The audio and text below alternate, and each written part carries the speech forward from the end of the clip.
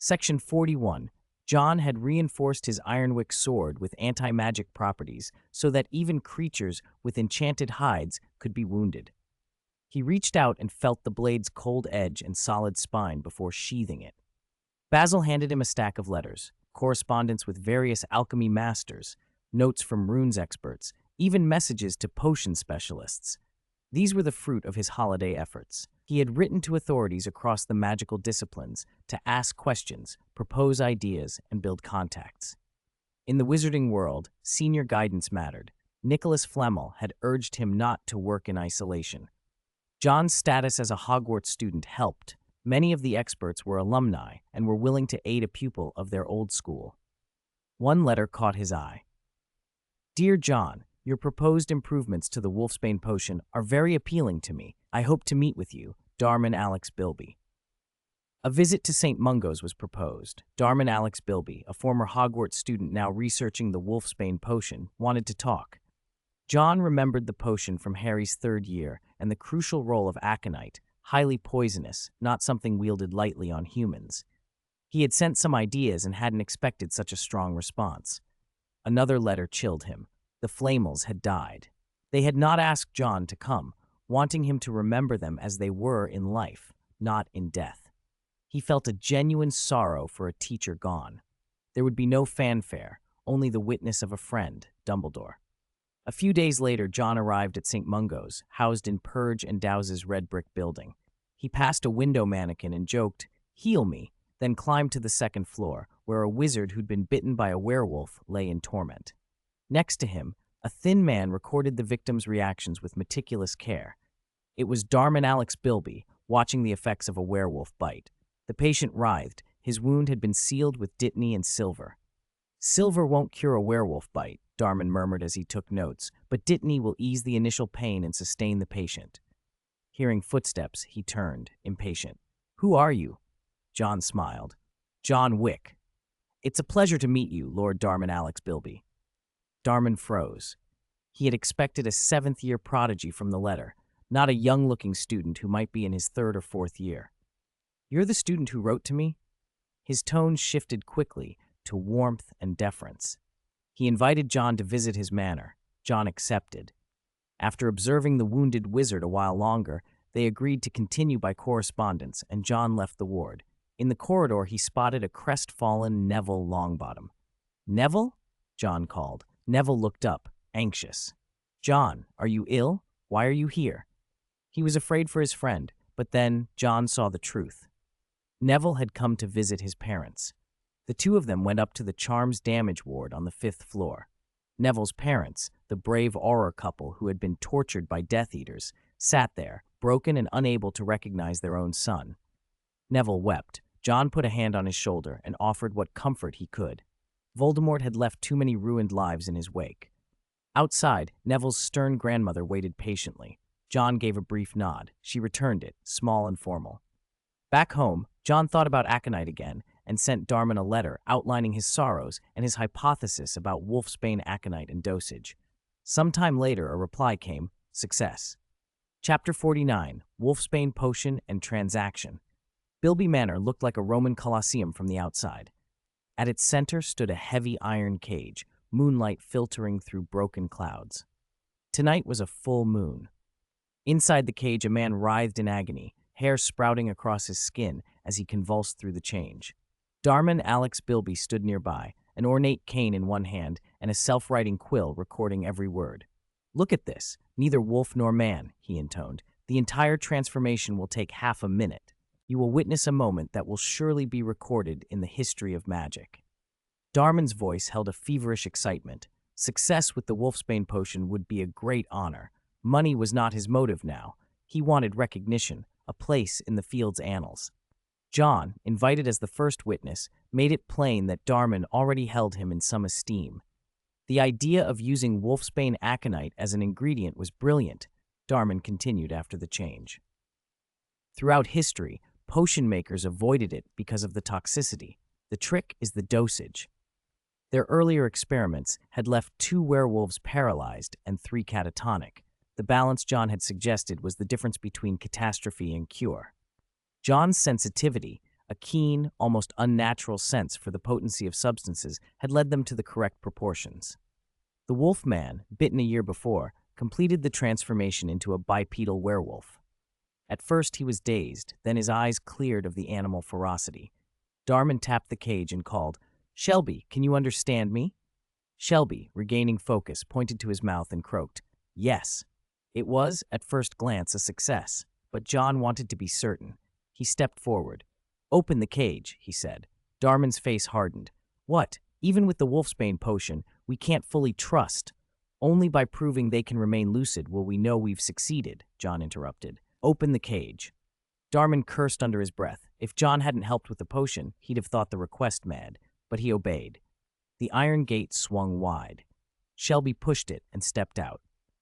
Darman drew his wand, every muscle tense, muttering derogatory commands. John did not move back. He advanced, wand ready in his left hand, face calm. Shelby, taller and more imposing after the transformation, approached cautiously. Then, to Darman's horror, the werewolf embraced John, as if cradling something fragile. "I must say," John said lightly, feeling the prickly fur against his shoulder, "werewolf fur is a bit coarse." John let himself smile. He had not sought to turn people into laboratory specimens for the sake of science. He needed to know whether werewolves could truly be lucid and controlled. If they could be kept sane during the change, the implications were vast. A werewolf, able to maintain awareness, would be a walking armory of natural armor and brute strength, an unparalleled force if organized and disciplined. He looked at Darman, whose cane had clattered to the floor in astonishment. "Darman," John said, quietly triumphant, "we will be recorded in the history of magic. We have changed a people." Glory. Section 42. This was what Damo Alex cared about most, and when he heard it, he beamed. John patted Shelby's arm. Those sharp nails could easily rip a throat open. "Shelby, maybe we can be friends. Thank you for dedicating yourself to the wolfsbane potion." "It's my honor." Since he'd been bitten, Shelby had endured discrimination. Former colleagues avoided him, and with nowhere else to turn, he'd become an experimental subject. He hadn't fully recovered, but keeping his sanity was a miracle. He was grateful to the two who had developed the potion, especially John. In John's eyes, there was no pity or contempt, no monster-faced recoil like he'd seen from Damo Alex. John treated him as a patient, as a person. After a year of being shrugged off by everyone, a single respectful look was worth more than anything. Especially when John watched him change into a werewolf and still reached out to embrace him instead of pointing a wand. The full moon passed, and the two of them watched Shelby, waiting until the moon left the sky and Shelby's wolfish state faded, returning him to his original self. It worked. Shelby had shown no irrational behavior through the night. The wolfsbane potion had succeeded. John clenched his fists. Damo Alex tore off his clothes and ran naked around the manor in celebration. John handed Shelby a clean set of clothes, offered his hand, and smiled. "Are you interested in a job? 100 galleons a month."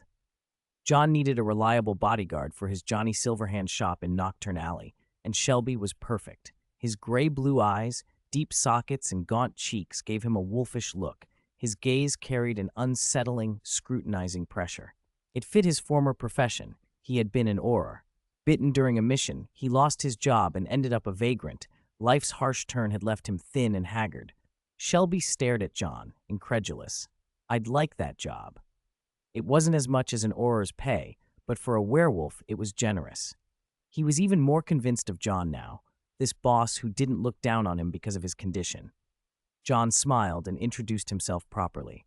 "John Wick, but call me Silverhand Johnny at the shop. The fellow watching the counter is a thief. You can keep an eye on him, too." Shelby shook his hand, and a faint smile creased his once sullen face. "Tang me, Shelby. I think I can do that." The two of them took to working together happily. Damo Alex, having run back inside naked, also joined in the celebrations. He wanted all the credit, but John's contribution had been too great to ignore. John refused any personal glory with a shake of his head and a smile. "Damo Alex, one person developing it alone makes a greater legend. Two people might get 2 second-class medals, but one person could get a first-class medal." Damo Alex was tempted. Who would refuse a first-class medal? He stared at John, waiting for the price. I want exclusive rights to sell the Wolfsbane potion. In return, I'll give you 50%. John wanted to use the potion to build and expand his shop. Damo Alex refused to be bought. He had enough money to last lifetimes and cared more about recognition than profit. No need for a share. You know the formula. Keep it all. John was delighted. A potion master truly was rich in his own way. Money wouldn't matter much short term, but long term, the impact would be huge. He hadn't expected Damo Alex to turn down money, and the gesture only made John more admiring. In the end, they reached an agreement. John gained the exclusive right to sell the Wolfsbane potion, and Damo Alex kept the glory of its invention. With John involved, the potion's distribution and development would be far stronger, a blessing for werewolves. Chapter 50. Dobby and Hitting a Wall. A capable bodyguard went to Johnny Silverhand's shop in Nocturne Alley. Mundungus didn't know anything about this new hire, Tangme Shelby, but the way Shelby treated Silverhand Johnny made it clear he was trusted, and that chilled Mundungus. He'd been feeling indispensable, puffed up in his own importance. Now he realized he was only a small cog in Lord Johnny's machine, watched over by someone who made him uneasy. It felt like being seen by an auror while stealing. With Shelby on duty, Mundungus knew he'd have to be extra careful. Tangme, Shelby's pay was 100 galleons a month, and John supplied him with Wolfsbane potion every month. During Shelby's year on the road, he'd met many werewolves. When the shop grew, John planned to have Shelby recruit others. A former auror would mean better character, and John knew that. Johnny Silverhand's shop had been open for a few days. Business wasn't booming yet, but making 200 galleons a day was achievable. Once the word spread, and especially after Damo Alex won his first-class medal, the Wolfsbane potion's reputation would attract more customers. John offered 3 grades of potion: a basic Wolfsbane for 30 galleons to suppress bloodthirst, a mid-grade for 80 galleons that let you recognize family and stay put during a transformation, and a top tier for 150 galleons that left you in your transformed appearance but kept your consciousness whole, though you couldn't use magic. These 3 covered the essentials and gave werewolves a way to evade discrimination. John provided Shelby with the top-tier potion, and Shelby was loyal to him for it. School was about to start. With Harry staying at the burrow, John found himself a lone wolf, counting and handing out galleons, trying to fund more alchemy. He'd made steady progress. He'd carved the second runes onto his Ironwick sword and built a magic circuit into it. Once the circuit was activated, the sword's magic could be used without draining John's own power. The circuit's magic needed time to recharge, so it wasn't for constant use, but it was invaluable for emergencies. One afternoon, John was practicing and noticed his transfiguration skill hadn't advanced, tempting him to spend arbitrary points to level it up. He'd been craving a dragon form for a while. Sure, it would unlock at a higher level, but he set that aside. Then a perception alert from the basement made him frown. Someone broke in? He'd set a detection charm in the basement. It would warn him if anyone intruded. Pointing his wand at a corner, John said coldly, "Do you think I wouldn't find you?" A pair of big, tennis ball green eyes and 2 bat-like ears peered at him. John acted quickly, using transfiguration to turn the desk in the corner into strips of cloth and wrapping the creature tightly. "A house elf?" the elf shrieked. "Ah, Dobby came to see John Wick, Harry Potter's friend." Dobby pounded against the cloth, but the bindings held and his screams faded. John sighed. House elves were dramatic, but approached with his wand in hand and a serious expression. "Who sent you? Are you looking for Harry?" No. Dobby wants John Wick to protect Harry Potter." Dobby's face twisted with fear. He slapped his own head in punishment for speaking of his master in the wrong way. "Bad Dobby! Bad Dobby!" John had little patience for self-flagellation. He tightened the cloth around Dobby's head to stop the slamming and asked, "You said Harry's in danger. How do you know?" Dobby's whole body trembled. "A conspiracy. Terrible, terrible magic. The most dreadful thing will happen at Hogwarts." John released the binding and Dobby collapsed onto the floor. "Then why come to me to protect Harry?" Dobby heard John Wick is powerful. Dobby heard John protected Harry Potter. John managed a rueful half-smile. "I do what I can, but powerful is an exaggeration." He glanced at Dobby's ragged pillowcase of clothing. If you really want to protect Harry, tell me who's behind this conspiracy. Give me a name." Dobby started slapping himself again. "Dobby cannot say. Bad Dobby, bad Dobby." John bound him gently to prevent further harm. He didn't fully trust the elf, but if Harry was in danger, he would investigate. "I'll look into it, if it's true." Dobby was overwhelmed with gratitude. John waved him off, and taking pity on the small, shivering creature in his pillowcase, offered, "I have some old clothes. If you don't mind, you can have them." Dobby's joy was almost religious. Dobby is grateful to John Wick. He is as worthy of respect as Harry Potter. He snapped his fingers with a delighted pop and vanished, apparated away without a wand. John stood staring at the spot where Dobby had been. His perception charms hadn't stopped the elf from coming and going. Whatever protective measures he'd set up were inadequate. He decided to make more scrying mirrors to prevent a repeat. Days passed. The shop stabilized, and it was time for school to start. On September 1st, Watson arrived early with the boy at King's Cross Station. This time, he even deliberately ran into the barrier at platform 9 3/4, only to prove the obvious: the boy wasn't a wizard. Before he bumped his head, he'd clung to the childish hope that Hogwarts had simply forgotten to send a letter. Mrs. Wick was entertaining guests at her beauty salon, so John could only watch with a mixture of embarrassment and amusement as his father walked straight into a wall. "All right, Dad, I have to go." Watson rubbed the large bump on the back of his head and stood there feeling useless as his son walked away. He had barely recovered when two sharp screams cut through the station. Harry and Ron had just slammed into the barrier and were staring at it in disbelief. "Why can't we get through?" Harry demanded. "I don't know," Ron said, panic rising. "We're going to miss the train." The barrier wouldn't budge. Missing the Hogwarts Express meant missing the start of term. Then Ron's face lit up with an idea. "The car! We can fly there!" They scrambled for the Weasley Flying Ford Anglia. Just as they were about to start it, a hand came to rest on the open window. "Hey, looks like you two need a hand," said a man in a hat, tipping his head with a confident smile. Harry and Ron stared. The man, Watson Wick, grinned. "You can call me the Canary Wharf Car God." Chapter 51, The Canary Wharf Car God and the New School Year. On the Hogwarts Express, Hermione searched every compartment, but still hadn't found Harry and Ron. John put a chocolate frog down and peered around. Could they have missed the train? He shrugged. If they did, it's no big deal. Write a letter and someone will pick them up. He handed a toffee to Neville, who had been unusually quiet since the holidays. Neville accepted it with a small smile. John's thoughts drifted briefly to Neville's parents, injured by magic, and to how heavy and terrible unforgivable curses could be. He told himself to use darker spells less often.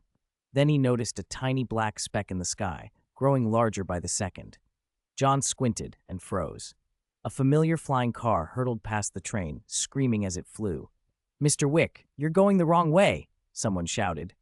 The car dove through the arched tunnel the train had just emerged from and vanished. John leaned back, stunned. If he hadn't imagined it, he'd just seen his father, Watson Wick, in a flying car with Harry and Ron. He clasped his hands together and prayed they'd be all right. Hermione looked at him, puzzled, and he forced a confident smile. "Don't worry, they'll be fine." He added the thought inwardly, probably. Inside the car, Harry and Ron both regretted trusting a stranger. Harry kept bumping his head on the roof. The car's ceiling was mercifully unbreakable, but not forgiving. Ron shouted, "Mr. Wick, slow down." His voice mixed with nervous laughter and a terrified whoop. Watson, however, was having the time of his life. He gripped the wheel and, with one delighted tug, pushed the car up to speeds that put a grin on his face and two pale faces at his feet. "Long live the Canary Wharf Car God," he declared as the speedometer climbed. In their exhilaration and alarm, they flew right past Hogwarts. Second years, unlike first years, did not arrive by boat across the Black Lake. They lined up on the muddy road outside Hogsmeade Station to board 100 silent carriages. Where horses would normally pull, thestrals, skeletal, winged creatures, drew the carriages. Hermione watched them with the mixture of curiosity and quiet solemnity that came from knowing only those who had seen death could see thestrals. John rode in a carriage with Hermione. Nearby, Neville climbed into another. A neat blonde girl moved quickly to claim the seat beside John before Ernie Macmillan could get it. "Hi, John," she said with a practiced, breezy smile. It was Daphne, and her ease at taking the seat was anything but accidental.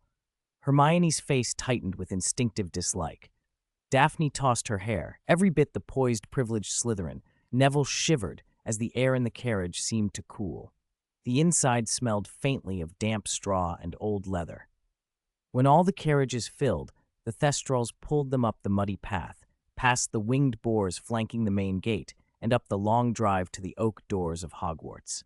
First years arrived separately, carried over the lake in black boats, and the castle slowly filled with returning students. John spotted Ginny Weasley easily. Her hair was impossible to miss. Professor Snape was not yet visible, and John assumed he was off, as usual, hunting for troublemakers. The sorting ceremony began. Malfoy noticed John and moved to sit nearby, but Daphne beat him to the seat beside John with a casual, possessive flick. "That's my seat," she said, as if that settled it. Malfoy huffed and took a seat across from John instead. "You've gotten taller," John observed. Malfoy's mood brightened. "Really? How much taller?" John spread his hand, then reduced it to indicate a small growth. "About this much," he said. He'd grown a little too, 2 fingers height, nothing dramatic, but it pleased Malfoy to imagine himself nearly as tall as John. Leaning in, Malfoy confided his plans. "Father's promised some Nimbus 2001s to the team. Once I'm Seeker, we'll crush Potter." John couldn't help a wry comment. "With your flying, you probably don't need the backdoor help." Malfoy took the compliment and ran with it. He loved the idea of having an early advantage on the pitch. As the Great Hall murmured with anticipation, Professor Snape finally swept inside, his robes like a shadow. He looked unusually grim. Across the long table, Malfoy felt the hush of the dean's presence and whispered, "What did you do? I've never seen Snape that angry." John felt a cold prickle of worry. "I don't know," he told him, standing up when Snape's eyes fixed on him. "I'll go." "John Wick, come with me," Snape said, his voice low and hard. Under Daphne's worried gaze, John rose from the Slytherin table and left the Great Hall with Professor Snape. He was summoned to Snape's office, a cramped room full of bottles and jars, some holding rare potion ingredients, others containing patches of collected tissue from creatures. John found his father there. Of course, he had upset Professor Snape. In most families, it was the son who pranked the father. Here, the father had pranked the son. John rubbed his forehead as he met Snape's murderous glare, clinging to the hope that things might still be salvaged. Chapter 52, Punishment and Flying Boots. "I don't suppose this will cost me any house points, will it?" John asked earnestly. Snape's expression blackened. "John Wick, your muggle father illegally entered Hogwarts and crashed into an extremely rare hopping willow." Snape's lip twitched, as if both disgusted and amused that a muggle could pilot a flying car. He snapped open today's Daily Prophet and sneered. "And 6 or 7 muggles claim they saw an old car flying over the post office." This was already a statute of secrecy issue. Watson Wick's presence at Hogwarts was a serious breach of school rules. John felt the weight of it. McGonagall and Dumbledore had been called. Harry and Ron visibly froze. Watson realized with mounting horror that he'd made a terrible mistake for his son. "Professor, do with me what you must. Just don't punish the children," he blurted, stepping forward with a stubborn, protective air that made Harry and Ron think the man could be trusted. Professor McGonagall arrived, face severe. She raised her wand. Harry braced for some sharp punishment, but she merely sent a spark into the fireplace and told them to sit. "Explain," she said. Her tone was as stern as the time she'd found them roaming the corridors at night, and Harry and Ron immediately tried to explain. "It's not our fault. The barrier at the station wouldn't let us in." McGonagall's jaw tightened. "Then why didn't you send an owl? You do have an owl, don't you?" Harry went silent. Of course, he could have sent an owl. McGonagall shot a look at Watson Wick and, after a pause, left the matter to Dumbledore. A student's parent was Dumbledore's responsibility. Dumbledore arrived without his usual warm smile. "I'm sorry to see you here under these circumstances, Mr. Wick," he said quietly. "It's my fault, Professor Dumbledore," Watson managed, mortified. "I shouldn't have interfered with my child." "Mr. Wick," Dumbledore said, "if you were a student, I'd write to your parents. For now, we'll arrange for someone to escort you home, I ask that you tell no one of what occurred tonight." That was relief enough. No obliviation. The story of a muggle piloting a flying car into Hogwarts needed to be kept secret. Dumbledore then turned to John in a low voice. "As punishment, you will help tend the Homping Willow until it recovers." John stared. Why should he be punished for his father's mistake? He felt helpless, but nodded. Dumbledore had already been considerate. He could have easily had Watson memory charmed and left at the outskirts of London. "I understand, Professor Dumbledore," John said obediently. Dumbledore addressed Harry and Ron with the same grave manner. Ron immediately panicked. "We're expelled, aren't we?" "Not today, Mr. Weasley," Dumbledore replied. "But I must impress upon you the seriousness of your actions. I will be writing to your families. If either of you repeats this kind of behavior, I will have no choice but to consider expulsion." Snape, standing at the side, looked like he'd swallowed a particularly foul potion. He bristled at the leniency, especially the lack of house point deductions. John watched his head of house fume. Professor Snape's point-taking soul was obviously chafing. McGonagall had already decided not to deduct points for the earlier flying car incident before the term began, and Snape found it intolerably biased. He cleared his throat in protest. "You're not sending Mr. Wick to the station?" Snape demanded, voice sharp. John, not wanting to make things worse, escorted his father to the Hogsmeade station. Hagrid was waiting on the platform and waved when he saw them. "Hagrid, thanks for doing this," John said with a small sigh of relief. "If my dad gets too loud, you can knock him out. Thanks." Watson protested, and Hagrid gave an awkward laugh. John, deadpan, added, "I'll write to Mum." That single line shut Watson up. When he returned home, Mrs. Wick had already received John's letter. Watson took a week's sick leave and didn't dare go back to work. The scandal had done enough. Ding! Hogwarts Stage Mission 2 activated. Survive your second school year as a magic apprentice. Mission rewards, magic blood +1, any point +3. Ding! Nurturing mission triggered. Tend the Homping Willow until it recovers. Gain buff, botanist. Botanist increases plant cultivation success rate. Ding! Challenge mission triggered. Maintain top rank in your year until the end of the semester. Reward, any point +1. Buff, diligent learner. Diligent learner, studying more than 2 consecutive hours grants a 1-hour efficiency boost. System, why did you only activate this now? Were you waiting to see if I'd be expelled? John muttered. He suspected the system had held off in case expulsion would render the mission impossible. Fortunately, Dumbledore was not the infamously strict Phineas Nigellus Black. If he had been, 3 students might well have been sent packing that night. John had missed dinner. He stopped by the kitchens, where the house elves were honored to serve a wizard, grabbed a meal, and then went to the room of requirement. After walking past the tapestry 3 times, the training room appeared. It had collected another layer of dust. He used magic to sweep the dust out the window, drew the Ironwick sword from his satchel, and pulled out the flying boots. They slid onto his feet and conformed perfectly, feeling almost like nothing. The hippogriff feathers are lighter than spider silk, plus there's a levitation charm, he murmured. He tapped the heels together. Small wings extended from the sides of the boots. He leaped, rose 3 meters into the air, and the wings flapped gently to keep him aloft. Holding the Ironwick sword, John chanted to the blade, "I am the dragon." Runes along the sword glowed red and flames licked the metal. A dozen hulking humanoid targets descended into the training ground, hovering in midair. John swung the flaming sword and cut cleanly through them.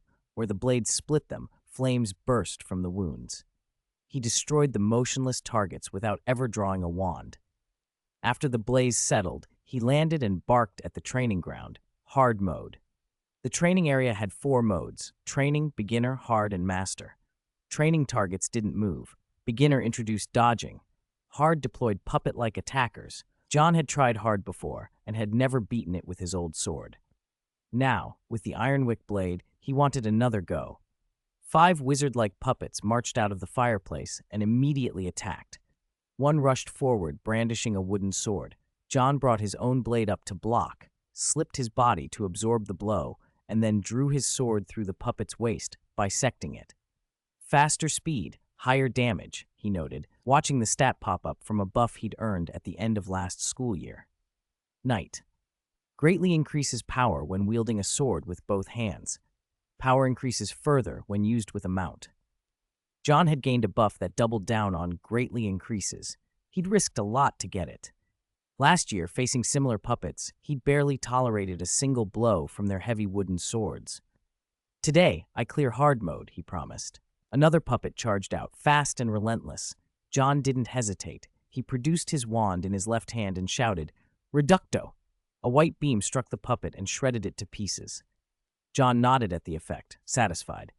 As my magic experience grows, my charms get stronger too, he observed. That unchivalrous use of charm power seemed to rile the remaining puppets. 3 of them burst forward together, one with tremendous strength, one with lightning speed, and one unpredictable and nimble, occasionally firing off stray charms. John's expression shifted sharply.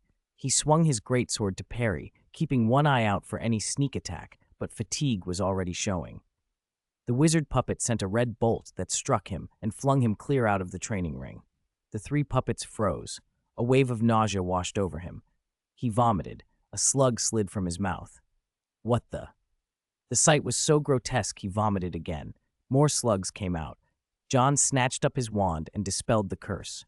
He'd taken off his amulet during training, so his shield charm hadn't triggered. It was only a minor jinx, no real damage, but it was humiliating. He felt thoroughly disgusted and furious at being toyed with. 3 puppets, 3 roles, 1 defender, 1 flanker, 1 damage dealer. It felt like a coordinated gank on a wild boss. He tried to shake it off and dispel the last of the slugs. After the 3rd wave, he had to admit defeat to the situation. 3 against 1 is rough. Maybe if I level up, he opened his status panel. Magic power level 3, 1085, 1500. Charms, levitation for transfiguration, level 2, dragon form selectable, disillusionment 4, incendio 4, reducto level 3, fiendfire, occlumency. Skills, short weapon mastery of 7, greatsword mastery, firearms mastery level 1, runes mastery 2, alchemy mastery of 2. Buffs, enhanced physique, quick attack, precision, studios 2.0, pilot, long distance runner, sword dance, night demon, troll slayer, knight, fire eater, intimidation, hardening, dragon tongue greatsword mastery had always been level 4. It was serviceable but not ideal against a coordinated trio. He had a few arbitrary points he could spend, but then he'd have to wait until the next mission to earn more. For now, there was no real danger at Hogwarts. Still steaming from being humiliated by a puppet, John tapped greatsword mastery. Familiarity flooded him. Recalling past fights and how arrogant he'd been about his defenses, he regripped his sword as if it were an extension of his arm. Weapons are limbs, he thought. The 3 puppets stared up as he stepped back into the ring. With a low, fierce whisper, flames rekindled along the ironwick blade. John charged like an unleashed stallion. The warrior puppet met him head-on with a heavy downward strike. John met it instead of yielding. He held his sword with both hands, slipped past the wooden blade, and sent his greatsword arcing toward the warrior. A red bolt screamed at him, an attack from the mage. John stamped his right foot. The bolt grazed past his sword. A moment later, a whoosh came from behind, the assassin's sneak.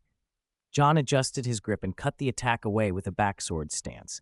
The warrior tried to strike again. John used both hands to flick the assassin aside, then brought his greatsword down, severing the warrior puppet's sword arm. The mage fired again. John drew his wand, cast a shield charm, and with his left foot as pivot spun his body, slinging the greatsword with his right. The hilt slid in his palm, but he caught it as it almost slipped. The blade gained extra reach in midair and impaled the assassin sneaking up from behind. 1 puppet was disabled, another pierced. Only the mage kept firing. John kept the shield charm between him and the spells. He managed to deflect 1 blast into the crippled warrior puppet, finishing it off as well. Combining offense and defense, he closed the distance on the mage. Though the mage could move, it was not nearly as quick as the assassin had been. He deflected another spell, then produced a white light ball with a backhand that slammed into the mage's torso and sent it flying. Pressing the advantage, his ironwick sword pierced the puppet, the flames ignited, and the last puppet collapsed. He cleared the level. Relief and a flush of satisfaction chased the earlier disgust away. He dropped to the ground, breathing easier. I only beat this at level 5. How high would Master be? Curious about Master difficulty, he let the thought pass. If hard played out like this, Master might be ridiculous, but probably not Voldemort-level ridiculous. He sat for a while. As he got up to leave, he yanked his sword free from the puppet's remains. The flames died, the red light faded. He took a step and froze. Standing before him was a young man in a wizard's hat, staring straight at him. For an instant, John felt hunted. Chapter 54, Legacy Trial and Howler. The newcomer had red hair falling to his shoulders, a handsome face, and a beard on his chin. Patches of wood-like skin clung to his body, making him look part wooden man. Alarm buzzed in John's head. He tightened his grip on the sword. His left hand closed around his wand, ready. "You are?" John asked, guarded. The last flake of bark fell from the stranger's face. What had been a massive wooden sword had thinned into a twig-like wand. The man's eyes shone bright and keen. "You must be a Gryffindor, right?" I'm a Slytherin." "Slytherin?" The man blinked, baffled. He held a greatsword in his right hand, a wand in his left, a fighting style very much his own. He laughed, loud and warm. "Don't lie. You beat the trial I left behind. My hat couldn't possibly have sorted you into Slytherin." John frowned. "Excuse me, are you?" "Godric Gryffindor. You can call me Old Dean if you like."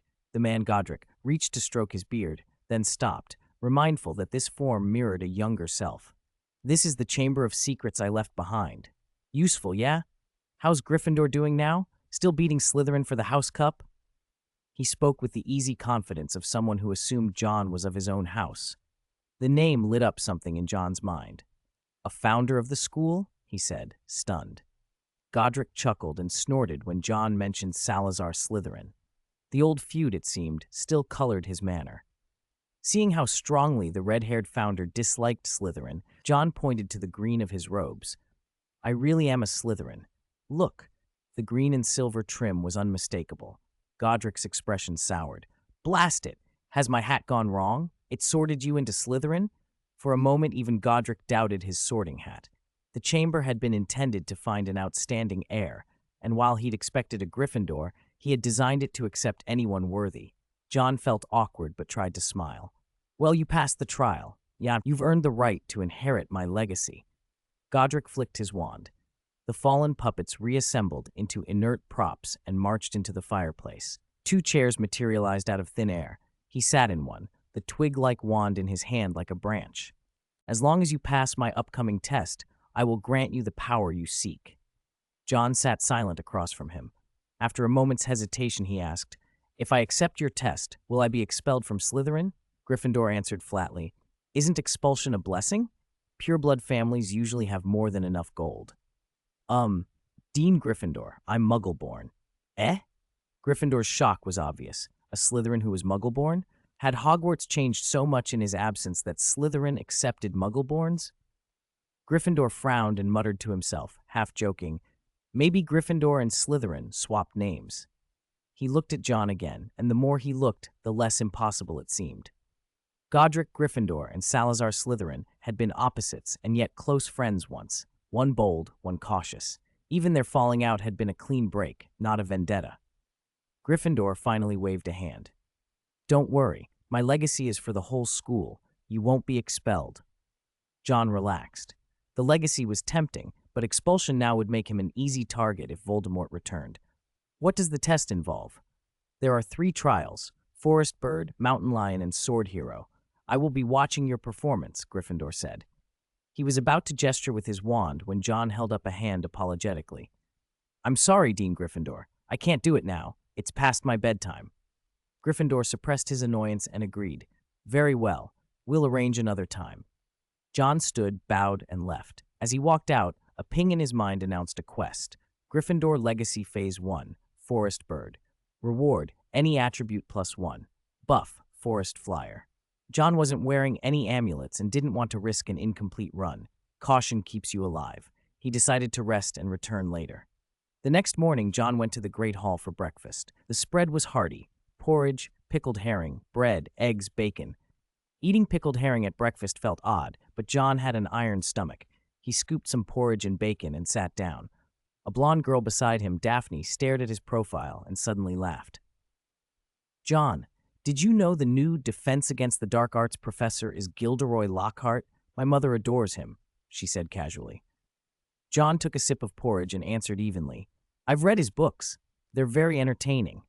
I just don't know how he'll be as a teacher. The Defense Against the Dark Arts post had a reputation for jinxing its incumbents. A different professor seemed to occupy the chair each year. John had no idea why the school insisted on changing the person but keeping the class. Quirrell had been the previous professor, and behind his nervous exterior had been better than he appeared. John had learned a lot from him. Malfoy swaggered over with two sycophants and found John. Potter and that Weasley goof drove a flying car to school, Malfoy crowed. Shame you missed it. News spread fast. That night, Gryffindor House had celebrated Harry's recklessness. Harry realized he'd done something foolish and paid the price. Hermione was furious. Hermione, the brain of their trio, couldn't believe anyone would be so reckless. Today, hundreds of owls filled the Great Hall with post. One battered old owl, Errol, buzzed down toward the table and, failing to stop, plunged straight into Hermione's milk jug. Errol! The Weasley's owl was a mess, but it carried a bright red envelope in its beak. A howler. This promised entertainment. Malfoy preened like someone settling in front of a sensational play. Howler! Weasley's about to get it, he sneered, and his cronies put on melodramatic crying faces. Ron held the howler, obviously wanting to avoid opening it. Neville leaned over and whispered, You should open it. It's worse if you don't. My gran sent me one once. I ignored it and, well, he shivered. Ron's hands trembled as he tore the envelope. The howler unleashed a voice so loud the Great Hall shook. A clump of ash floated down and landed in John's porridge. John pushed his bowl across to Malfoy with calm deliberation. Malfoy, delighted to see Ron humiliated, grabbed the porridge and took a sip. It was gone in a few mouthfuls. Chapter 55. Hogwarts' Know-It-All and the Humping Willow. Before the first class, History of Magic, John went to check on the Humping Willow, which had been injured recently. The Humping Willow stood outside the school, famously violent. Anything that hit it was beaten savagely by its branches. When John arrived, two people were already under the tree. Listen, someone was saying. I once met a Humping Willow while traveling. If you do this, stop, you'll only make it angrier, another voice snapped. Don't worry, I am Gilderoy Lockhart, Order of Merlin, 3rd class, and possess the most charming smile. There was a theatrical flourish. Slap. Why isn't it working? Lockhart asked, puzzled. Shut up, someone else hissed. John watched the new Defense Against the Dark Arts professor wave his wand and mutter a string of spells that only succeeded in enraging the tree. Professor Sprout, who'd been with him to tend to the willow, was abruptly assaulted by a flurry of branches and thrown clear. She scrambled up, furious and terrified. She wasn't going to be mauled if this man kept experimenting. I've traveled with trolls, Lockhart said, trying to sound casual as Sprout glared at him. So this kind of injury is child's play. Get away, Sprout shouted, pushing toward the school and pulling the embarrassed Lockhart with her. Class is about to start. Please leave now. After they left, John stood under the thrashing branches, thinking. Lockhart's books were famous, but the man he'd just seen wasn't fit to teach. Had the author and the man been mixed up? Was there a ghostwriter? The idea lodged in his head. The willow's branches, once magnificent, were now a tangle where something had clearly been hacked away. John approached cautiously. A branch lashed out, and he dodged. The tree's reactions were hyperactive. Maybe it had been damaged badly enough to be overly sensitive. John stared at the wounded area, and an idea took shape. Humping willow wood had properties he could use for amulets. He drew his wand with his left hand and flicked a quiet spell. Petrificus totalis. The flailing branch froze mid-swing. John sprinted, strapped on his flying boots, vaulted up, and cut a piece of the broken branch free. He tucked it into his satchel, and with a quick cast on his boots, flew away before the willow recovered. The tree, furious at being robbed, resumed its furious dance of branches. Relax. I'm just trying to help, John muttered to it, thinking he'd take the chunk to Professor Sprout later. She'd know how to heal it properly. He wasn't above a little blunt repair, but anything more professional would have to come from an expert. Class began. Professor Binns, History of Magic, lectured in that posthumous monotone that made students' eyelids heavy. He lectured the same way he had for decades, dry, soporific, all dates and dusty anecdotes. John pretended to follow the lecture while actually studying his alchemy notes. After the dullness of Binns, the afternoon brought Defense Against the Dark Arts. During lunch, Ron grumbled about his broken wand, muttering about how Mrs. Weasley thought Lockhart was brave. Daphne had high hopes. John remembered Lockhart's earlier stunt with the willow and wasn't hopeful. He peeled a potato carefully, popped it into his mouth, and watched as Hermione approached, clutching a stack of Lockhart's books. Her face glowed. "I wonder what Professor Lockhart will be like in class," she said eagerly. "I hope it's just as adventurous as his books." John hesitated, not eager to be the one to burst her bubble. He forced a small smile. "I hope so too." Section 47. Seeing Hermione like that, young, love-struck, John thought she might feel life wasn't worth living once the truth came out. If it had been the old Hermione, she would have understood what he meant. Now she was still lost in admiration for Gilderoy Lockhart. John couldn't help smirking. If anyone had filmed this, it would be a spectacular scandal for Hermione later, when she became Minister of Magic. Harry was having a worse afternoon. Draco had been sneering and making snide remarks, and Lockhart's arrival only made things more awkward. Colin Creevey, a Gryffindor first-year and devoted Harry fan, was snapping photos of him. When Lockhart appeared, he even asked Colin to take a picture of himself with Harry. Harry looked mortified. As the bell rang for the afternoon class, Lockhart, in a show of what he clearly thought was gallantry, tucked Harry under his arm and led him out, leaving Ron and Hermione behind. The new Defense Against the Dark Arts professor seemed to enjoy being the center of attention.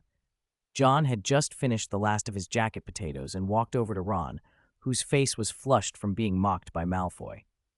"Ron, don't take it to heart. I heard your wand broke?" Ron sadly produced a wand, snapped clean in two.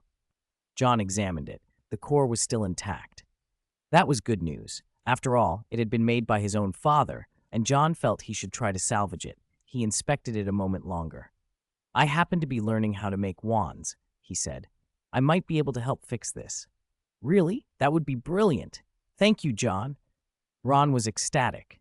If Mrs. Weasley found out he'd broken his wand, she would probably send another howler. This felt like a rescue. "Class is about to start. I'll fetch the repair materials and help you after." The afternoon Dada lesson was a joint class for two houses. John returned Ron's wand, and the group headed toward the classroom, which was plastered with pictures, unsurprisingly, of Gilderoy Lockhart. Lockhart arrived in full showman mode. He wore an ostentatious teal robe and a matching top hat trimmed with gold, his hair shining as if it had its own stage lights. His entrance annoyed Malfoy, still furious at being upstaged in the photo, and he scoffed. The girls, however, had starstruck faces, gleaming eyes, and flushed cheeks. Many of them, or their mothers, were fans of Lockhart's books. Besides his skill with memory charms, his looks were part of his act. He threw himself into his self-introduction with spectacular gusto. "I, Gilderoy Lockhart, Order of Merlin, 3rd class, honorary member of the Dark Arts Defense League, 5-time winner of Witch Weekly's Most Charming Smile Award," he announced, and then, after a beat, added a joke about the Bandon Banshee that landed with a thud. John was speechless. After that long preamble, the only thing of value was honorary member of the Dark Arts Defense League. Otherwise, Lockhart read like a pretty face with a publicity campaign. True to form, Lockhart's first test was a survey, a string of questions about himself. What is Gilderoy Lockhart's favorite color? What is his secret ambition? What is his greatest achievement? John stared at the paper. He was pretty sure the class was there to learn Defense Against the Dark Arts, not to have an idle worship session. "Tsk, almost no one remembered my favorite color is lilac, as I mentioned in A Year with the Yeti," Lockhart tutted, scolding the room. "A few of you should reread Wandering with Werewolves. I clearly stated in Chapter 12 that my ideal birthday gift would be harmony between magical and non-magical folk, though I wouldn't refuse a large bottle of Ogden's Old Fire whiskey." He riffed on, clearly disappointed by their ignorance, but trying to look magnanimous with a practiced wink. Most of the class could hardly keep a straight face. Only Hermione sat rapt. Lockhart suddenly announced, Miss Hermione Granger knows my secret ambition is to rid the world of evil and to market my own line of hair care potions. He peered at a paper, delighted and relieved. 100 points. Where is Miss Hermione Granger? Hermione, thrilled at being singled out, raised her hand. Lockhart beamed. Excellent. 10 points to Gryffindor. Hermione shot John a look of quiet triumph. John read the challenge in her eyes and thought, not good. Hermione's know-it-all streak had reawakened, and she saw a chance to best him on something. Lockhart, blissfully unaware, placed a covered cage on the podium with exaggerated flourish. Now be warned, he intoned. My task is to teach you to defend yourselves against the foulest creatures known to the wizarding world. You may encounter the most terrifying things right in this classroom. He adopted a tone meant to chill, then softened it back to boastful reassurance. But fear not. As long as I am here, you will come to no harm. Just remain calm. A few students laughed nervously. Neville shrank further into his seat. And do not scream, Lockhart added in a low voice. That will only enrage them. Under everyone's tense gaze, he whipped off the cover. Pfft! Seamus couldn't help it. He burst out laughing. Lockhart had built it up as if he were unveiling Dementors, but underneath the cover was a swarm of Cornish pixies. Cerulean blue creatures, shrill as parakeets, pointy-faced and 8 inches tall at most. Their chittering filled the room. Lockhart bristled. They're mischievous little destroyers, as cunning as devils, he declared, affronted. He opened the cage, intending a controlled demonstration, but the pixies rioted. They darted and flew like firecrackers, snatching hats and pulling ears. A few got out the window, shattering glass. Ink splattered across desks. One pixie headed straight for John, aiming for his ear, but John only looked at it. His presence, his deterrence, made Creature tremble. How could a Cornish pixie withstand a dragon's presence? It shrieked and fled. Lockhart tried to issue commands and mutter improvised spells, but nothing worked. Neville was yanked off his stool by the ear. Ink was sprayed toward a girl who screamed. John stood up and cut through the chaos. Enough, he barked. His voice wasn't the only thing that filled the room. It was the kind of sheer, imposing pressure that rolled off him like heat off a dragon's flank. The pixies froze mid-flight. Lockhart, suddenly pale, let out a high squeal and bolted from the classroom. The trapped pixies huddled together, tiny and terrified. John didn't yell or overreact. He drew his wand and calmly transfigured the still pixies' tables into cages, enclosing them neatly. The bell rang, and the students staggered back to themselves, blinking. Under 100 eyes, John walked to the door. He paused and said oddly, Aren't you leaving? Oh, right. The students shuffled, each reacting differently. Daphne stared at John. Malfoy straightened and closed his mouth. Gryffindor cheered. That was amazing. Seamus whooped. Did you see that? John's single word froze them. Harry, who had never seen a full-grown dragon but had pictures, thought John had seemed like a Norwegian ridgeback for an instant. Ron was shaken, and not just because of Lockhart's incompetence. I never want Lockhart's class again, he muttered. It's a nightmare. Hermione tried to defend Lockhart at first. Maybe he meant to give us practice, she offered, but her voice trailed off as she reconsidered. Ron scoffed. Practice? He ran away. Harry added, I think John scared him off. John thought to himself that deterrence was very effective against low-level magical pests. It was like a crowd control Petrificus Totalis, a way to clear minions by pressure alone. This power ran in his blood, an ability to impose his will simply by being. The afternoon ended in a flurry. After class, John went to the herbology greenhouses, filled 2 large barrels with dragon dung, and set off for the Humping Willow. Dumbledore had asked him to look after the tree until it recovered, and John meant to obey quietly. He didn't sidle up to the willow with a wand at the ready. He tried his deterrence first, shouting, Stop! From outside the tree's range. The Humping Willow thrashed its branches as if offended. John couldn't get close. He had to cast Petrificus Totalis on the tree to freeze it long enough to work. It seems my deterrent isn't enough on its own for an aggressive plant like this, he observed. He spread the dragon dung around the roots. Dragon dung was excellent fertilizer, stepped out of range, and let the willow thaw. As soon as John left its immediate presence, the tree calmed, and the Humping Willow ceased its tantrum, settling back into brooding stillness. 48. Section 48. He nodded. his duty done. Back in the dormitory, John fashioned the branches of the humping willow into a vigilant amulet that would warn him if danger approached. The amulet proved more sensitive than the one tuned to a blast-ended scroot. It even sensed malice. Now he could attempt the next challenge. Remembering his forest bird trial, John armed himself properly. He packed his small pouch with potions, antidotes, fire-resistant draughts, and plenty of recoveries. Once he was ready, he went to the room of requirement on the 8th floor. Inside, Gryffindor was already waiting. John nodded. "I'm ready. Begin the trial." Gryffindor waved his wand. The room of requirement transformed instantly. Vegetation sprang up across the training ground, trees shot up from the earth, and the whole room shifted until John stood in a vast forest. If he hadn't seen it with his own eyes, he would have sworn he'd been whisked into the forbidden forest itself. Chapter 57, Forest Bird and Mountain Lion. Gryffindor landed on a branch beside him and lay down comfortably. "There's a small golden bird in this forest, a golden snidget. Find it." "Are you sure it's here?" John asked, staring at the ocean of trees. Finding a person would be hard enough. Finding a bird no larger than a golden snitch in such a place seemed impossible. "Of course it's here," Gryffindor said with a half-smile. "And you'd better find it before nightfall. Other things come out at night." Gryffindor settled back as if enjoying the show. John decided to start searching at once. Golden snidgets were notoriously fast and evasive, like chasing a snitch during Quidditch.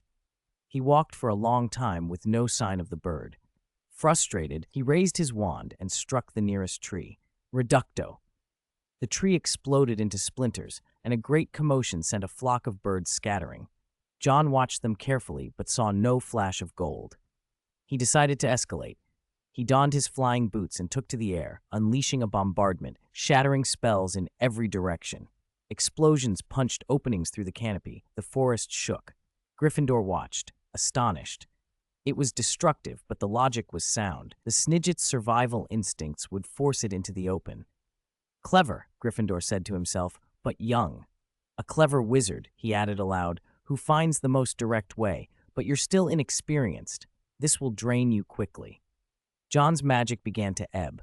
He pulled out a small bottle of recovery potion and drank it down. His reserves refilled, and he resumed the bombardment. Gryffindor's skepticism grew as John kept drinking bottle after bottle.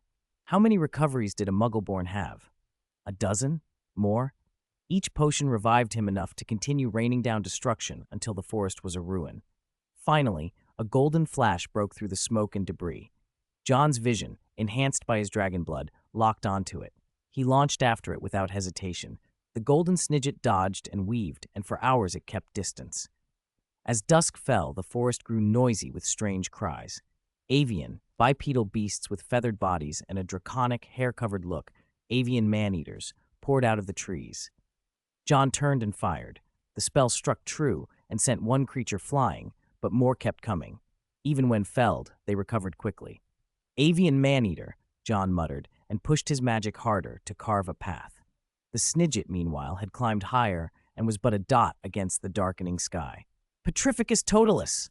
He cast repeatedly toward the snidget's last known location, but the bird's agility was beyond simple incapacitation, and the man-eaters made direct pursuit hazardous.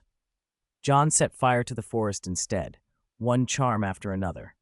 Flames leapt from tree to tree, forcing the man-eaters into the smoke and causing many to choke and fall.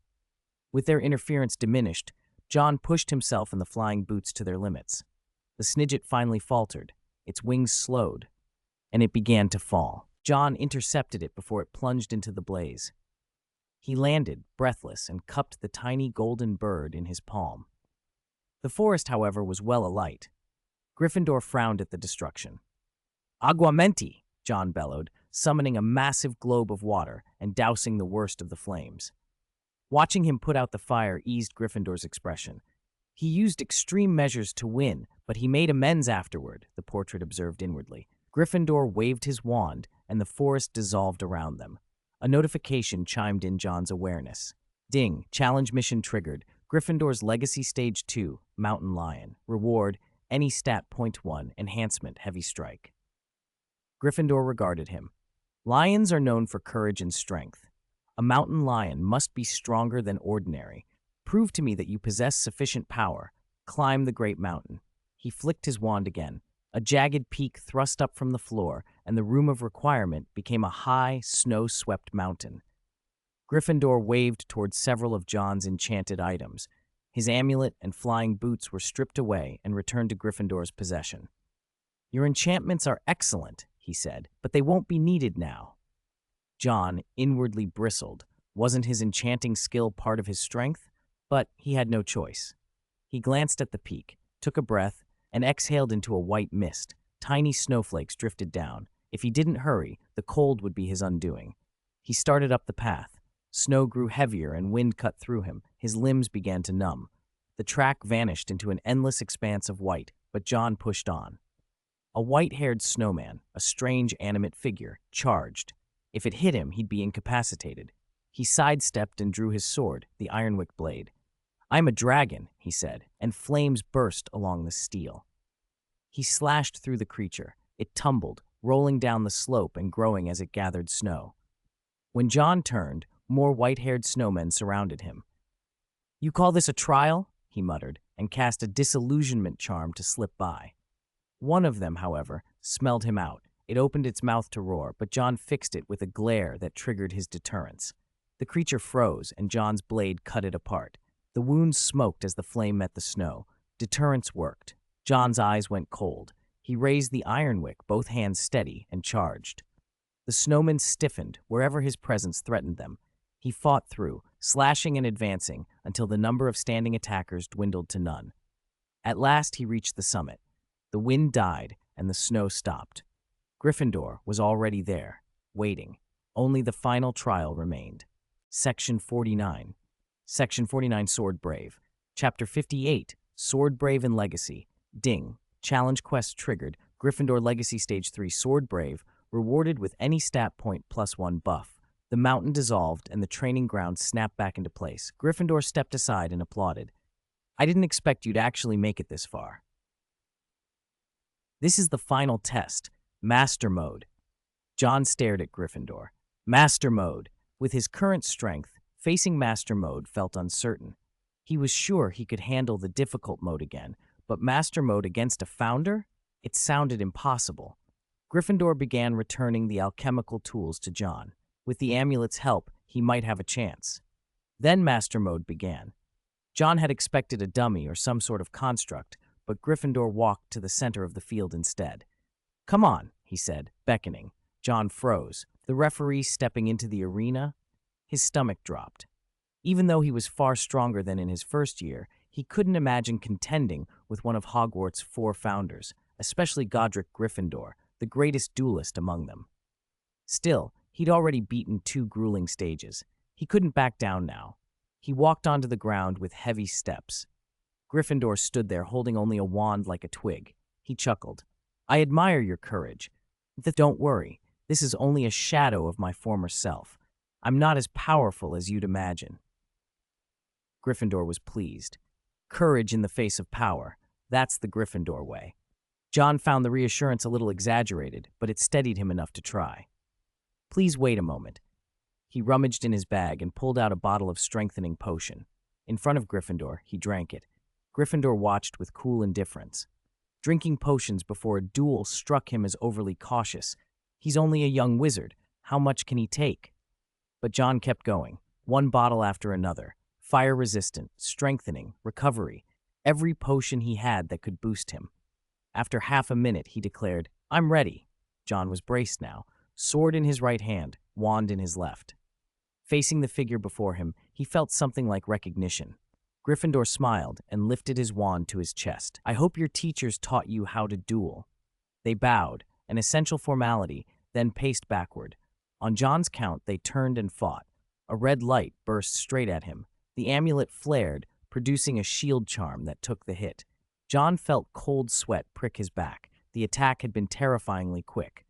Gryffindor praised the amulet and struck again, demonstrating why he was a dueling master. Though diminished from his legendary peak, his experience made John work for every parry. The amulet pulsed repeatedly. John knew he couldn't simply absorb blows. He had to answer. White and red spells crossed the air. "I am a dragon." John intoned as flames leapt onto his sword. He sliced through a red beam, then used his wand to block the next cast. His coordination improved with every exchange. Gryffindor's expression sharpened. He fired a spell that, after John parried, exploded and shredded the field. A broken table reformed into a massive club and hurtled at John from behind. He barely activated the amulet in time and was sent flying. Gryffindor seized the opening. Opugno. Objects in the training ground transformed into birds and swooped at John. He turned and cast a wall of fire. Some of the birds burned away, but a few slipped through and struck him, leaving pain in his shoulder. Gritting his teeth, he retaliated with a shattering spell, which Gryffindor easily deflected. The founder transfigured 2 stools into lions that leapt at John. John rolled aside and swung his greatsword. He kept dodging while Gryffindor barely moved an inch.